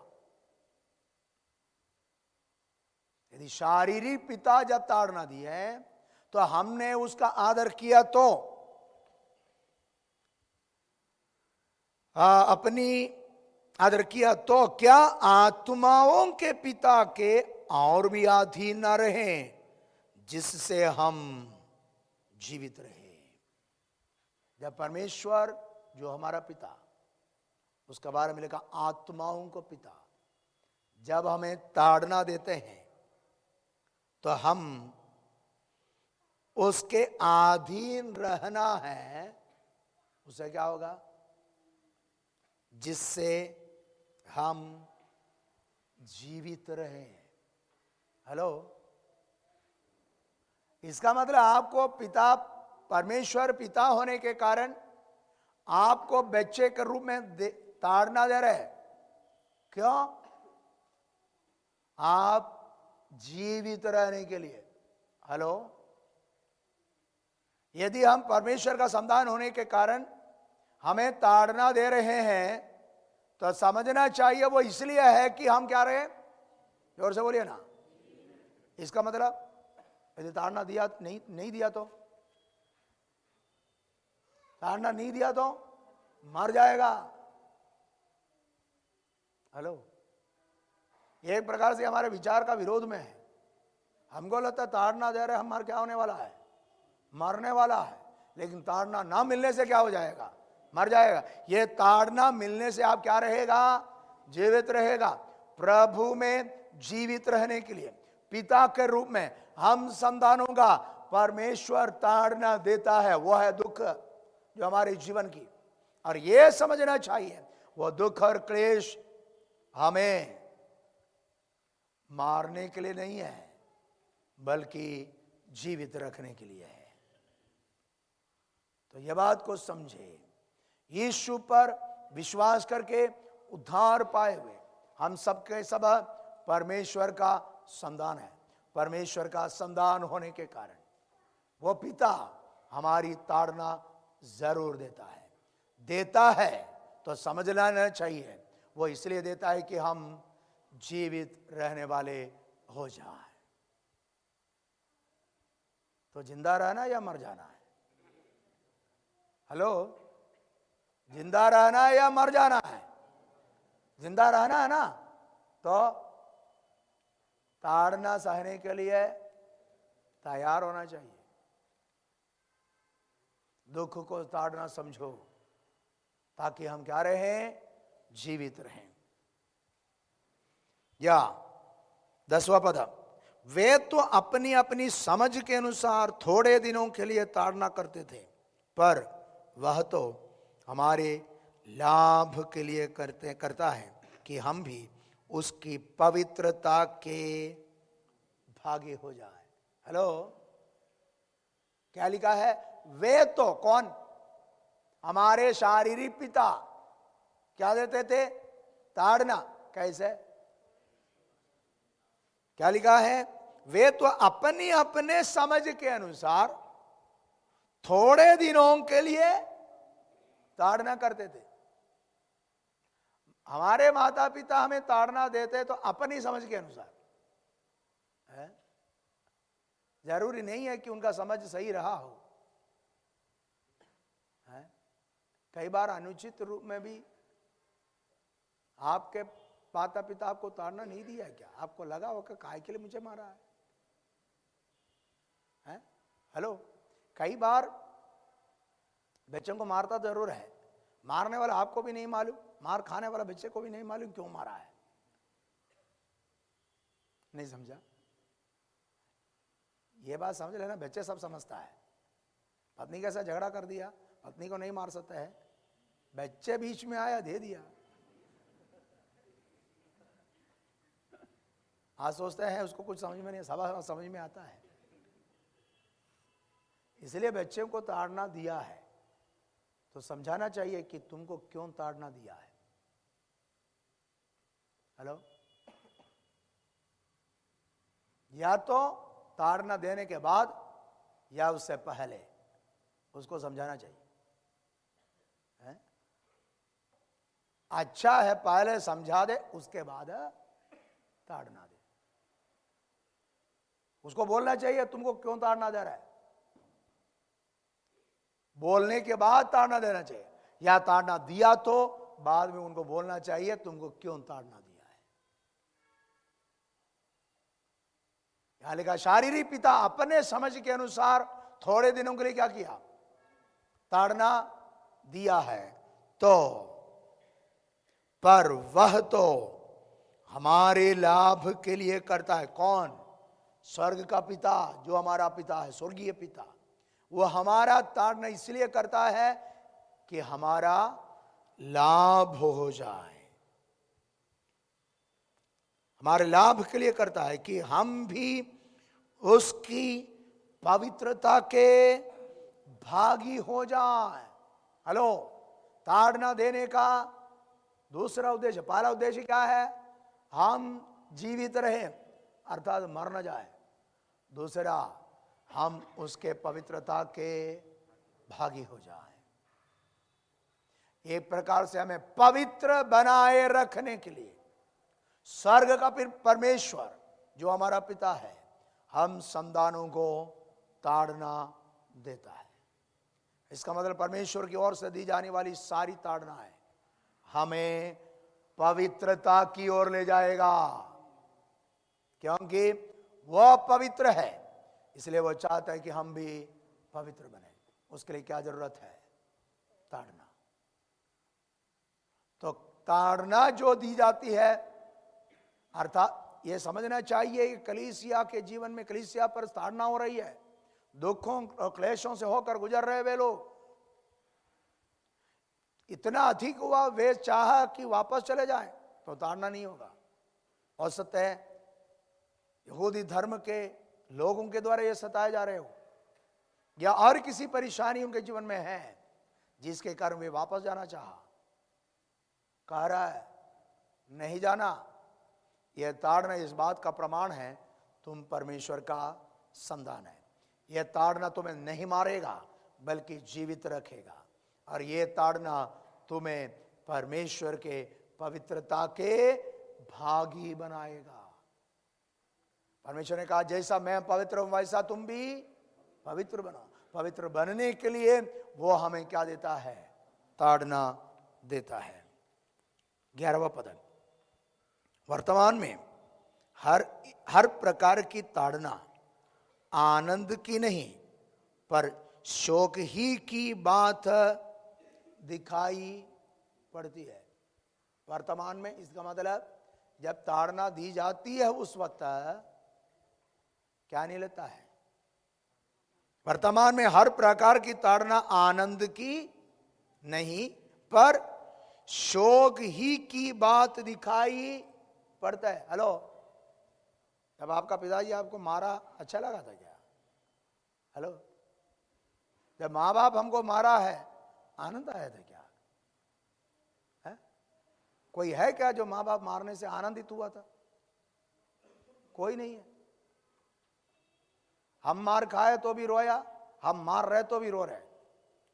जिसको किसको हमारे बच्चों को मार रहा है वो भी क्या कर रहा है, रो रहा है।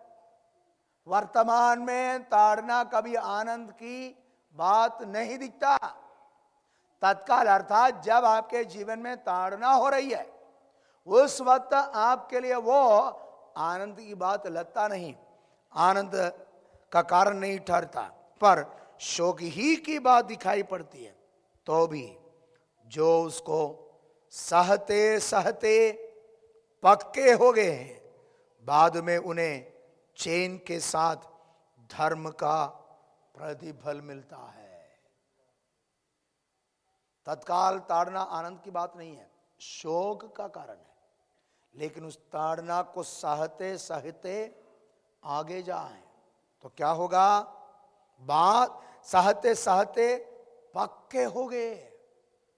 पक्के हो गए मतलब पिता ताड़ना जिस कारण से हमें दिया है, हमें जिस उद्देश्य से ताड़ना दी है, वो उद्देश्य हमारे जीवन में जब पूरा होते हैं, पिता बच्चे को ताड़ना इसलिए देता है उसमें पाई जाने वाली अनुचित बातें क्या हो जाए, दूर हो जाए। तो वो क्या हो जाएगा, पक्का हो जाएगा। आगे जाकर वो अनुचित काम करेगा नहीं, उस स्तर पर पहुंचेगा। पिता जैसा चाहता वैसा जीवन बिताने वाला बनेगा। बाद में उन्हें चैन के साथ धर्म का प्रतिफल मिलता है। शांति के साथ उनको क्या मिलेगा, प्रतिफल मिलेगा। कौन सा प्रतिफल, धर्म का प्रतिफल। इसका मतलब उस बच्चे को एक धर्मी व्यक्ति बनाने के लिए पिता ताड़ना देता है, वैसा परमेश्वर हमारी भी क्या करता है, ताड़ना करता है कि हम धर्म का प्रतिफल पाने वाले हो जाएं। अर्थ इस पृथ्वी पर जीवित रहते वक्त हम जिस किसी परिस्थिति दुख परेशानियों से होकर गुजरता है, ये बात को जाने, वो हमें जीवित रखेगा, वो हमें परमेश्वर के पवित्रता में भागीदार बना देगा। उतना ही नहीं, हमें धर्म का प्रतिफल प्राप्त करने के योग्य बना देगा। Praise the Lord, praise the Lord. जीवित रहना है क्या, हेलो, जीवित रहना या मर जाना, जीवित रहना। परमेश्वर की पवित्रता की भागी होना है क्या, होना है। और धर्म का प्रतिफल प्राप्त करना है क्या, करना है। तो क्या करना पड़ेगा, दुखों को सहना पड़ेगा। दुखों को परमेश्वर का, पिता का ताड़ना समझकर सहना पड़ेगा। कोई दूसरा तरीका नहीं है। हेलो, कोई दूसरा तरीका नहीं है। क्या करना ही पड़ेगा, सहना ही पड़ेगा। Praise the Lord. कई बार मसीह जीवन के बारे में हमारी सोच और विचार यही रहता है, प्रभु में आया तो सब कुछ ठीक, कोई परेशानी नहीं, कोई क्लेश नहीं, कोई विपत्ति नहीं। बल्कि उल्टा है। Praise the Lord. यदि उसने हमें चुन लिया, एक पिता के रूप में उसने हमें स्वीकार किया, पुत्र के रूप में हमें स्वीकार किया, वो हमारा पिता बना है, तो वो चाहता है वो जैसा है वैसा हम भी बन जाए। Hello, praise the Lord. हर पिता क्या चाहते हैं, मेरा बच्चा मेरे जैसा हो जाए, नहीं है क्या? हेलो, हर पिता क्या चाहते हैं, मेरा बच्चा मेरे जैसा हो जाए, नहीं है क्या? आप पिए कर लो, नहीं चाहते? कौन सा पिए कर चाहता है उनका बेटा भी पिए, चाहता है क्या? कोई पियकड़ आदमी चाहता है क्या उनका बेटा भी पिए? नहीं नहीं। लेकिन एक भला इंसान चाहेगा कि मेरा बेटा भी मेरे समान भला बने। वैसा ही जब यीशु पर विश्वास करने के कारण हम परमेश्वर का संतान बना है, उस दिन से वो पिता का इच्छा है हम सबके सब उसके समान हो जाए। Praise the Lord. उसके लिए वो हमें क्या देता है? ताड़ना देता है। ताड़ना इस बात का प्रमाण है हम उसका संतान है। यदि ताड़ना नहीं मिल रहा तो कौन है? व्यभिचार का संतान। इसका मतलब तुम्हारा और पिता से कोई संबंध है, कोई लेना देना नहीं है, वही उसका अर्थ है। यदि ताड़ना हो रही है, ये इस बात का प्रमाण है आप परमेश्वर का संतान है। आप इतिहास देखें, जितने भी फत परमेश्वर की महिमा के लिए अधिकाई से इस्तेमाल किए गए, वे सब के सब अनेक दुखों से होकर गुजरा है। Praise the Lord. मेरी बात को समझ रहे हैं क्या? नहीं तो आप जिस अभिषिक्त को जानते हैं, जो प्रभु के द्वारा अधिकाई से इस्तेमाल किए गए या इस्तेमाल किए जा रहे हैं, उनके जीवन को देखो। बहुत बहुत अधिक क्लेशों से होकर वे गुजरे हैं और गुजरते हैं। Praise the Lord. किसी न किसी रूप में उनके जीवन में परेशानी रहे हैं। पिछले दिनों में प्रभु में सोया प्रभु का अभिषेक व्यक्ति था डॉक्टर पॉल योंगिचो, जो डेविड योंगिचो के नाम से जाने जाते थे। हम उसको क्या देखते हैं? दुनिया का सबसे बड़ा कलीसिया का पास हुआ, एक पूरे देश को प्रभावित किया व्यक्ति। पूरी साउथ कोरिया करीब 60% के आसपास लोग मसीह को जाना, विश्वासी बना एक व्यक्ति के कारण। लेकिन आप उसके जीवन को पढ़ें, व्यक्तिगत जीवन को, बहुत अधिक कष्टों से होकर गुजरा है। शारीरिक रूप में कई बार, मैंने शायद पिछले दिनों में एक बार कहा था, एक बार उसका हार्ट का प्रॉब्लम हुआ, प्रभु से प्रार्थना किया, प्रभु बोला चंगा नहीं करेगा, 10 साल तू बीमार रहेगा। बोला कितना साल? 10 साल वो बीमार रहा, प्रभु उसको चंगा नहीं किया। लेकिन 10 साल में उसने उन सारी पुस्तकों को लिखा जो दुनिया भर में करोड़ों लोगों के लिए आशीष का कारण ठहरा है। उनका व्यक्तिगत जीवन में भी कई परेशानी उनकी हुई है। उनका एक बेटा उनके लिए सर दर्द का कारण ठहरा, उसके कारण उनको जेल जाना था। सरकार उनको उससे बचाया, वहां का सरकार, जो उसके डॉक्यूमेंट्स जो थे, उसका धन सा उनका ट्रस्ट का वो धन उसका बेटा इनको बताया बिना कहीं और खर्च कर लिया, वो डूब गया। साइन इन्होंने किया था, इनको नहीं मालूम, बेटा लाया था, उसने साइन करके दे दिया। जब आगे केस चला, साइन पूरा किसका? डेविड योंगिचो का। उनके आखिरी दिनों की बात है ये, जब वो बुजुर्ग होकर रह रहे थे, उस वक्त की बात है। जितने प्रभु के द्वारा इस्तेमाल किए गए, वे सबके सब जीवन भर ताड़ना सहते हुए गया है। डॉक्टर बिली ग्राहम कितना अभिषिक्त व्यक्ति, उनके परिवार में भी कई ऐसी ट्रेजेडी हुई है। Praise the Lord. कहने का अर्थ है, यदि हम परमेश्वर का संतान हैं, वो हमें क्या देगा? ताड़ना देगा। लेकिन याद रखना, ये किस लिए है? हमें जीवित रखने के लिए। Praise the Lord. ये वर्तमान समय का है। जॉन वेस्ली को सुना है ना? और एक देश को बदलने हराया, लेकिन उसका परिवार में उसकी पत्नी एक प्रकार से डेविल कह सकता है, ऐसा था बोलता है। विश्वास करने में थोड़ा कठिन लगता है। पत्नी उसको मारती थी, है? किसको? जॉन वेस्ली को पत्नी मारती थी। कई बार वो जब बड़े क्रूसेड करके वापस आते हैं, यह दरवाजा नहीं खोलती है, रात भर बाहर ठंड में खड़ा करते थे। जिंदगी भर प्रार्थना किया, बदली नहीं है। हेलो। ये एक प्रकार से उनके लिए क्या था?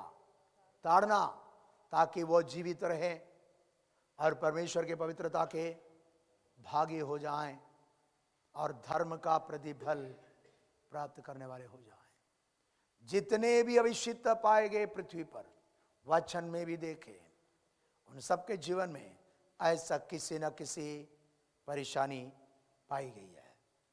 पौलुस जो परमेश्वर के इस्तेमाल किया गया नया नियम का सबसे बड़ा अभिषिक्त, उसका व्यक्तिगत जीवन कैसा रहा? शरीर में वो क्या सह रहा था? है शैतान क्या करता रहता था? कोई शारीरिक पीड़ा उसको था, शारीरिक क्लेश से होकर वो गुजरा है। उसने प्रार्थना की कितना बार? 3 बार। क्यों प्रार्थना करना पड़ा? पहले 2 नंबर प्रार्थना करने से कोई उत्तर नहीं मिला। कौन प्रार्थना करने से? पौलुस, जो तीसरा स्वर्ग तक उठा लिया गया था, वो प्रार्थना अपना विषय के लिए किया तो कोई उत्तर नहीं दिया 2 बार। तीसरा बार उत्तर दिया तो क्या बोला? मैं तुम्हें चंगा करने वाला परमेश्वर हूं, ऐसा बोला है क्या? हेलो, बोला मेरा अनुग्रह तेरे लिए काफी है। Praise the Lord.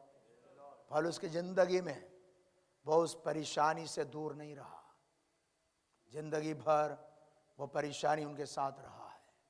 वो क्या है हमें नहीं मालूम। आपको मालूम, जब प्रभु ने वो बात उनको बोला, मेरा अनुग्रह तेरे लिए काफी है, उसने क्या किया?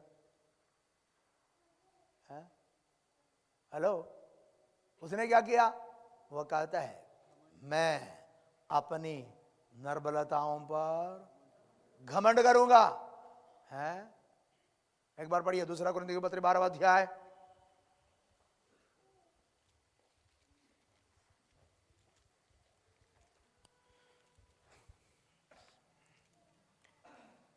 उसका 7 पद से पढ़िएगा। इसलिए कि मैं प्रकाशनों की बहुतायत से फूल न जाऊं, मेरे शरीर में एक कांटा चुभाया गया, अर्थात शैतान का एक दूत कि मुझे घूंसे मारे ताकि मैं फूल न जाऊं। इसके विषय में मैंने प्रभु से 3 बार विनती की कि मुझसे यह दूर हो जाए, पर उसने मुझसे कहा, मेरा अनुग्रह तेरे लिए बहुत है, क्योंकि मेरी सामर्थ निर्बलता में सिद्ध होती है। इसलिए मैं बड़े आनंद से अपनी निर्बलताओं पर घमंड करूंगा कि मसीह की सामर्थ मुझ पर छाया करती रहे। इस कारण मैं मसीह के लिए निर्बलताओं में और निंदाओं में और दरिद्रता में और उपद्रवों में और संकटों में प्रसन्न हूँ, क्योंकि जब मैं निर्बल होता हूँ तभी बलवंत होता हूँ। प्रार्थना किया, प्रभु इसको हटा दो। क्या है नहीं मालूम। कुछ लोग कहते उसकी आंखों में प्रॉब्लम था, उसकी आंखों में ठीक से दिखता नहीं था, क्योंकि पौलुस गलातियों के पत्र में कहता, चाहिए तो तुम लोग अपना आंख मेरे लिए निकाल कर देता। दूसरा पत्र में कहता, बड़ी अक्षरों में तुम्हें लिखता हूं। इन सब की बातों के आधार पर कहे जा रहा है उसकी आंखों में कुछ प्रॉब्लम था। कुछ लोग कहते उसका पेट में कुछ प्रॉब्लम था। कुछ लोग कहते यह कुछ नहीं है, कहीं भी जाए मार खाता था। कहीं भी जाए क्या होता था? मार खाता था। यही था करते। कुछ भी करना हो, प्रार्थना किया, प्रभु उसको क्या कर दो, थोड़ा हटा दो। प्रभु ने नहीं हटाऊंगा, लेकिन मेरा अनुग्रह तेरे लिए काफी है। जब प्रभु ने यह बोला तो उसने क्या कहा? मैं अपनी निर्बलताओं पर घमंड करूंगा। इसका मतलब उसका बीमारी है। अभी तक पौलुस प्रार्थना करता रहो, प्रभु उसको दूर करो। अभी क्या बोलता है? मुझे बीमारी है। हेलो, नहीं समझा? अभी लोगों को क्या बोलता है? मैं बीमार हूं, रोते हुए नहीं, घमंड के साथ बोलता है। हेलो, आगे कह रहा है वो क्या कहते हैं? उसने मुझसे कहा, मेरा अनुग्रह तेरे लिए बहुत है। 9वां पद है, क्योंकि मेरी सामर्थ निर्बलता में सिद्ध होती है, इसलिए मैं बड़े आनंद से अपनी निर्बलताओं पर घमंड करूंगा कि मसीह की सामर्थ मुझ पर छाया करते रहे। बड़े आनंद से अपने निर्बलताओं पर घमंड करूंगा। आनंद है और वो क्लेश है, उस पर क्या है? उसके कारण आनंदित भी है, और उसके कारण क्या भी कर रहा है? घमंड भी कर रहा है। क्यों? क्योंकि प्रभु ने बोला मेरा अनुग्रह तेरे लिए काफी है और मेरी सामर्थ्य निर्बलता में सिद्ध होता है। इसका मतलब पौलुस को मालूम हो गया सामर्थ्य चाहिए तो क्या चाहिए? निर्बलता। हेलो, चंगाई उसी को मिलेगा जो बीमार है। हेलो, चंगाई उसी को मिलेगा जो बीमार है, सामर्थ्य उसको मिलेगा जो निर्बल है। क्या प्रभु ने यह बोल दिया, प्रभु और मुझे और निर्बल बनाओ। क्या बनाओ? और निर्बल बनाओ, ताकि मैं आपके द्वारा क्या हो जाऊं? शारीरिक रूप में और भी निर्बल हो जाए तो भी आत्मिक तौर पर मैं समर्थी रहूंगा। हालेलुया। इसलिए वो कहता है, इसलिए मैं बड़े आनंद से अपनी निर्बलताओं पर घमंड करूंगा कि मसीह की सामर्थ्य मुझ पर छाया करती रही। 10वां पद, इस कारण मैं मसीह के लिए निर्बलताओं में और निंदाओं में, दरिद्रताओं में, उपद्रवों में, संकटों में प्रसन्न हूं। हेलो, यह सब आया तो क्या हो जाएगा बोल रहा है? प्रसन्न हो जाएगा, आनंदित हो जाएगा। कौन सा? क्या क्या? निर्बलता, निंदा, दरिद्रता, उपद्रव और संकट। इतना हमारे जीवन में आया तो हेलो, ये सब हमारे जीवन में आया तो क्या करेगा? हम बोले यीशु भी नहीं चाहिए, मसीह भी नहीं चाहिए, मैं जा रहा हूं।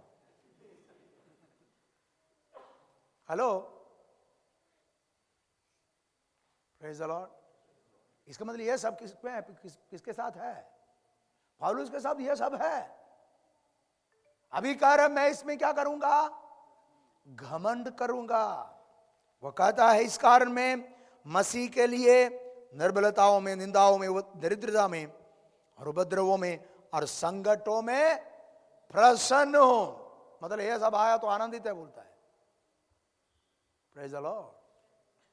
क्योंकि जब मैं निर्बल होता हूं तभी बलवंत होता हूं। Praise the Lord. इसका मतलब क्या है? शारीरिक रूप में जब पौलुस निर्बल हुआ, आत्मिक रूप में वो पहले से बढ़कर बलवंत हुआ है। Praise the Lord. हमारी जीवन के विरोध में उठने वाली हर क्लेश और संकट और दुखों के प्रति हमारी नजरिया भी यही होना चाहिए।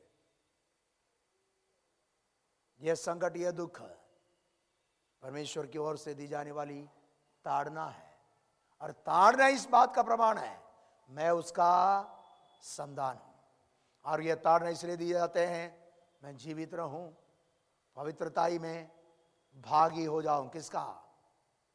परमेश्वर का। पवित्रताई में भागी हो जाऊं और धर्म का प्रतिफल प्राप्त करूं मसीह में होने के कारण। जिन विपरीत परिस्थितियां हमारे जीवन में निर्मित होती है वह हमें हताश करने ना पाए। यदि हताश हो रहा तो याद रखना शैतान का काम है ये। प्रभु चाहता हम उसमें क्या हो जाए? आनंदित। अक्सर मैं इस बात को कहता हूं पौलुस जो किया वही करना चाहिए। हेलो, यहां इसको घूसा कौन मार रहा है? शैतान घूसा मार रहा है। प्रार्थना किया तो कोई आराम नहीं मिला तो ये क्या करने लगा? आनंदित होने लगा। शैतान हमारे जीवन में कई बार परेशानियां लाता है। उद्देश्य क्या है? हमारा आनंद क्या हो जाए? आनंद खत्म हो जाए। हेलो, शैतान कई बार हमारे जीवन में परेशानी इसलिए लाता है कि हमारा आनंद क्या हो जाए? खत्म हो जाए। तो उस समय क्या करना चाहिए? ज्यादा आनंदित होना चाहिए। ऐसा पौलुस ने किया। शैतान बोलेगा मैंने इसका आनंद खत्म करने के लिए परेशानी लाया है, ये फिर से ज्यादा, पहले से ज्यादा क्या हो रहा है? आनंदित हो रहा है। इससे अच्छा इसको परेशानी ना दे। Hello, praise the Lord. शैतान के द्वारा लाई जाने वाली परेशानी पर जयवंत होने का तरीका यही है उस समय भी आनंदित हो जाए। और पिता के रूप में परमेश्वर हमें यदि ताड़ना दे रहे हैं, आनंदित हो जाना क्योंकि ये इस बात का प्रमाण है हम उसका संतान हैं और हमें जीवित रखने के लिए, उसके पवित्रताई में भागी बनाने के लिए और उसका धर्म का प्रतिफल प्राप्त करने के लिए वो हमारे जीवन में यह अनुमति देता है। पौलुस या लेखक इब्रानी कलीसिया के विश्वासी जो क्लेश से होकर गुजर रहे थे, उनको ये बात कहकर उनको एक प्रकार से पहले वो जैसा कहा उसकार है, वो नहीं है। 10वां अध्याय में उसने बोला था एक दूसरे को क्या करो, उसकाते रहो। ये बात उनको कहकर इब्रानी कलीसिया के विश्वासियों को उसका रहे हैं। आगे 12 पद से पढ़िए। इसलिए ढीले हाथों और निर्बल घुटनों को सीधे करो और अपने पाँव के लिए सीधे मार्ग बनाओ कि लंगड़ा भटक न जाए पर भला चंगा हो जाए। सबसे मेल मिलाप रखो और उस पवित्रता के खोजी हो जिसके बिना कोई प्रभु को कदापि ना देखेगा। ध्यान से देखते रहो, ऐसा न हो कि कोई परमेश्वर के अनुग्रह से वंचित रह जाए या कोई कड़वी जड़ फूटकर कष्ट दे और उसके द्वारा बहुत से लोग अशुद्ध हो जाएं। ऐसा न हो कि कोई जन व्यभिचारी या एसाव के समान अधर्मी हो, जिसने एक बार के भोजन के बदले अपने पहलौठे होने का पद बेच डाला। तुम जानते हो कि बाद में जब उसने आशीष पानी चाही तो अयोग्य गिना गया और आंसू बहा बहा कर खोजने पर भी मन फिराव का अवसर उसे न मिला। इसलिए ढीले हाथों और निर्बल घुटनों को सीधा करो। ढीले हाथों और निर्बल घुटनों को, विश्वासी लोग उनके विरोध में उठी सताव के कारण हाथ क्या हो गया, ढीला हो गया। क्या हो गया, ढीला हो गया। इसका मतलब उसमें ताकत नहीं है। आगे निर्बल घुटना, हाथ ढीला हो गया, घुटना क्या हो गया, ये क्या है, उनकी आत्मिक अवस्था को दर्शा रहे हैं। पहले प्रभु का काम जबरदस्त किया करता था, जब प्रभु में आया, मसीह को जाना, तब उनका हाथ बलवंत था। मसीह के लिए कुछ भी करने के लिए वे तैयार थे। लेकिन समय जब बीत गया, दुख और क्लेशों से होकर चलने लगा, तब उनका बलवंत हाथ क्या हो गया, ढीला हो गया। पहले के समान क्या नहीं रहा, ताकत नहीं रहा उन हाथों में, और उनका घुटना क्या हो गया, निर्बल हो गया। पहले के समान चल नहीं पा रहे हैं। उनके जीवन में हुई विपरीत परिस्थिति उनके हाथों को ढीला कर दिया। वह पहले जैसा कुछ करने के लिए उनको मन नहीं है। पर इसका मतलब इनका हाथ पहले ढीला नहीं था, इनके हाथ पहले ढीला नहीं था, इनके घुटने मजबूत थे, लेकिन अभी क्या हो गया, निर्बल हो गया। एक व्यक्ति जिसका हाथ ढीला हो गया और घुटना निर्बल हो गया, उसका हालात कैसा रहेगा? हेलो, हाथ क्या हो गया, ढीला, निर्बल, घुटना क्या हो गया, वो क्या करेगा? वो लेटा ही रहेगा। नहीं समझा? वो क्या करे? ना चल सकता, ना कुछ कर सकता, वो क्या करेगा? लेटा रहेगा। ये विश्वासियों का हाल है। वो इब्रानी कलीसिया के विश्वासियों का हाथ मजबूत था और उनके घुटने में बल थे। वे पहले बहुत कुछ किया करता था प्रभु के लिए।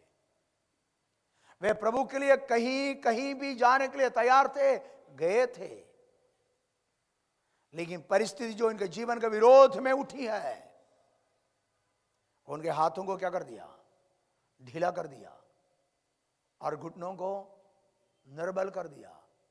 पौलुस कह रहा है उसको क्या करो, क्या करो, सीधा करो।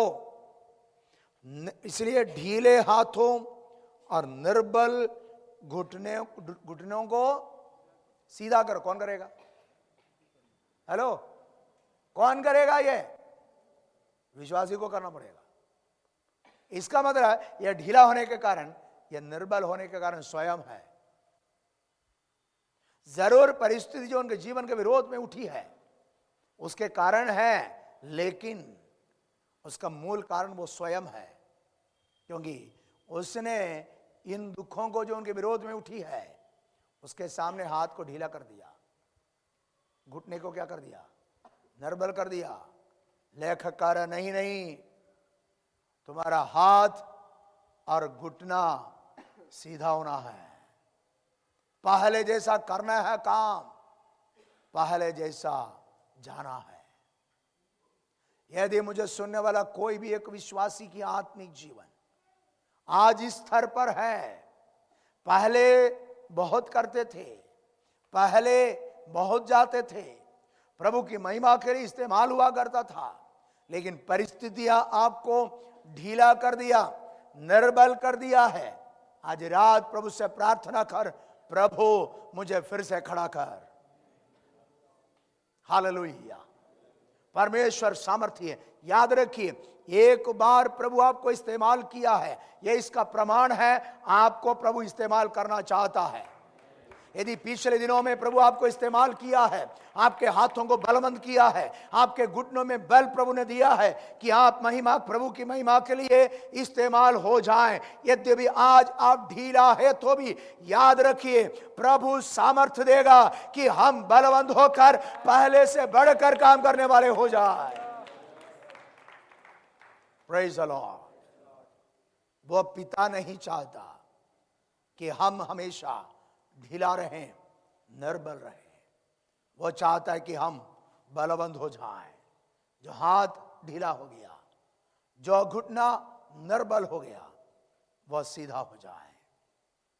यदि आत्मिक रूप में किसी ना किसी निर्बलता हम में आया है, आज रात जरूरत है हम उन सारी निर्बलताओं को दूर करने का। याद रखिए, वो काम हमें करना है, लेकिन वो काम करने में पवित्र आत्मा हमारी सहायता भी करेगा। Praise the Lord. क्योंकि पवित्र आत्मा हमारा सहायक है। कब? हर वक्त। Praise the Lord. एक ही सहायक है आपके पास जो हमेशा रहता है। कौन है वो? पवित्र आत्मा। आपका बॉडीगार्ड आपके साथ हमेशा नहीं रहेगा, आपका धर्म पत्नी आपके साथ हमेशा नहीं रहेगा, आपका पति आपके साथ हमेशा नहीं रहेगा, आपके बच्चे आपके साथ सहायता करने के लिए हमेशा नहीं रहेगा, लेकिन अकेला है तो भी आपके और मेरे साथ एक सहायक है, वह पवित्र आत्मा है। वह हमें बल करेगा, हमें बलवंत करेगा, हमें ताकत देगा ताकि हम प्रभु की महिमा के लिए इस्तेमाल हो जाए। आज रात्रि काल हमारी प्रभु से प्रार्थना यही हो, परिस्थितियों के कारण इब्रानी विश्वासियों के समान यदि आप वापस पीछे थकेले गए हैं और पीछे लौट जाने के लिए सोच कर बैठा है, आज रात परमेश्वर चाहता है कि हम पहले से बढ़कर बलवंत हो जाएं, पहले से बढ़कर आगे जाने वाले हो जाएं, पहले से बढ़कर काम करने वाले हो जाएं, क्योंकि प्रभु हमें हर परिस्थिति में इस्तेमाल करना चाह रहा है। यदि ताड़ना आपकी हो रही है, यह इस बात का प्रमाण है आप परमेश्वर का संतान है। आप कई बार सोचते होंगे प्रार्थना करने के बावजूद है ये परेशानी क्यों नहीं हटता है, ये बीमारी क्यों नहीं जाती है, ये परिस्थितियां क्यों नहीं बदलता है। याद रखिए, यदि ये आपके जीवन में है तो समझ लेना आप परमेश्वर का संतान है। वो आपका ताड़ना दे रहा है, उद्देश्य आप जीवित रहें। यह ताड़ना नहीं है तो मर जाएगा। हेलो, परमेश्वर की ओर से ताड़ना नहीं है तो मर जाएगा। जीवित रखने के लिए, वह पवित्र जो परमेश्वर का है उसमें भागी होने के लिए, धर्म का प्रतिफल प्राप्त करने के लिए प्रभु हमारी ताड़ना दे रहा है। इसमें आनंदित हो जाएं और प्रभु की महिमा के लिए इस्तेमाल हो जाएं। परमेश्वर इन वचनों के द्वारा हमें आशीष प्रदान करे।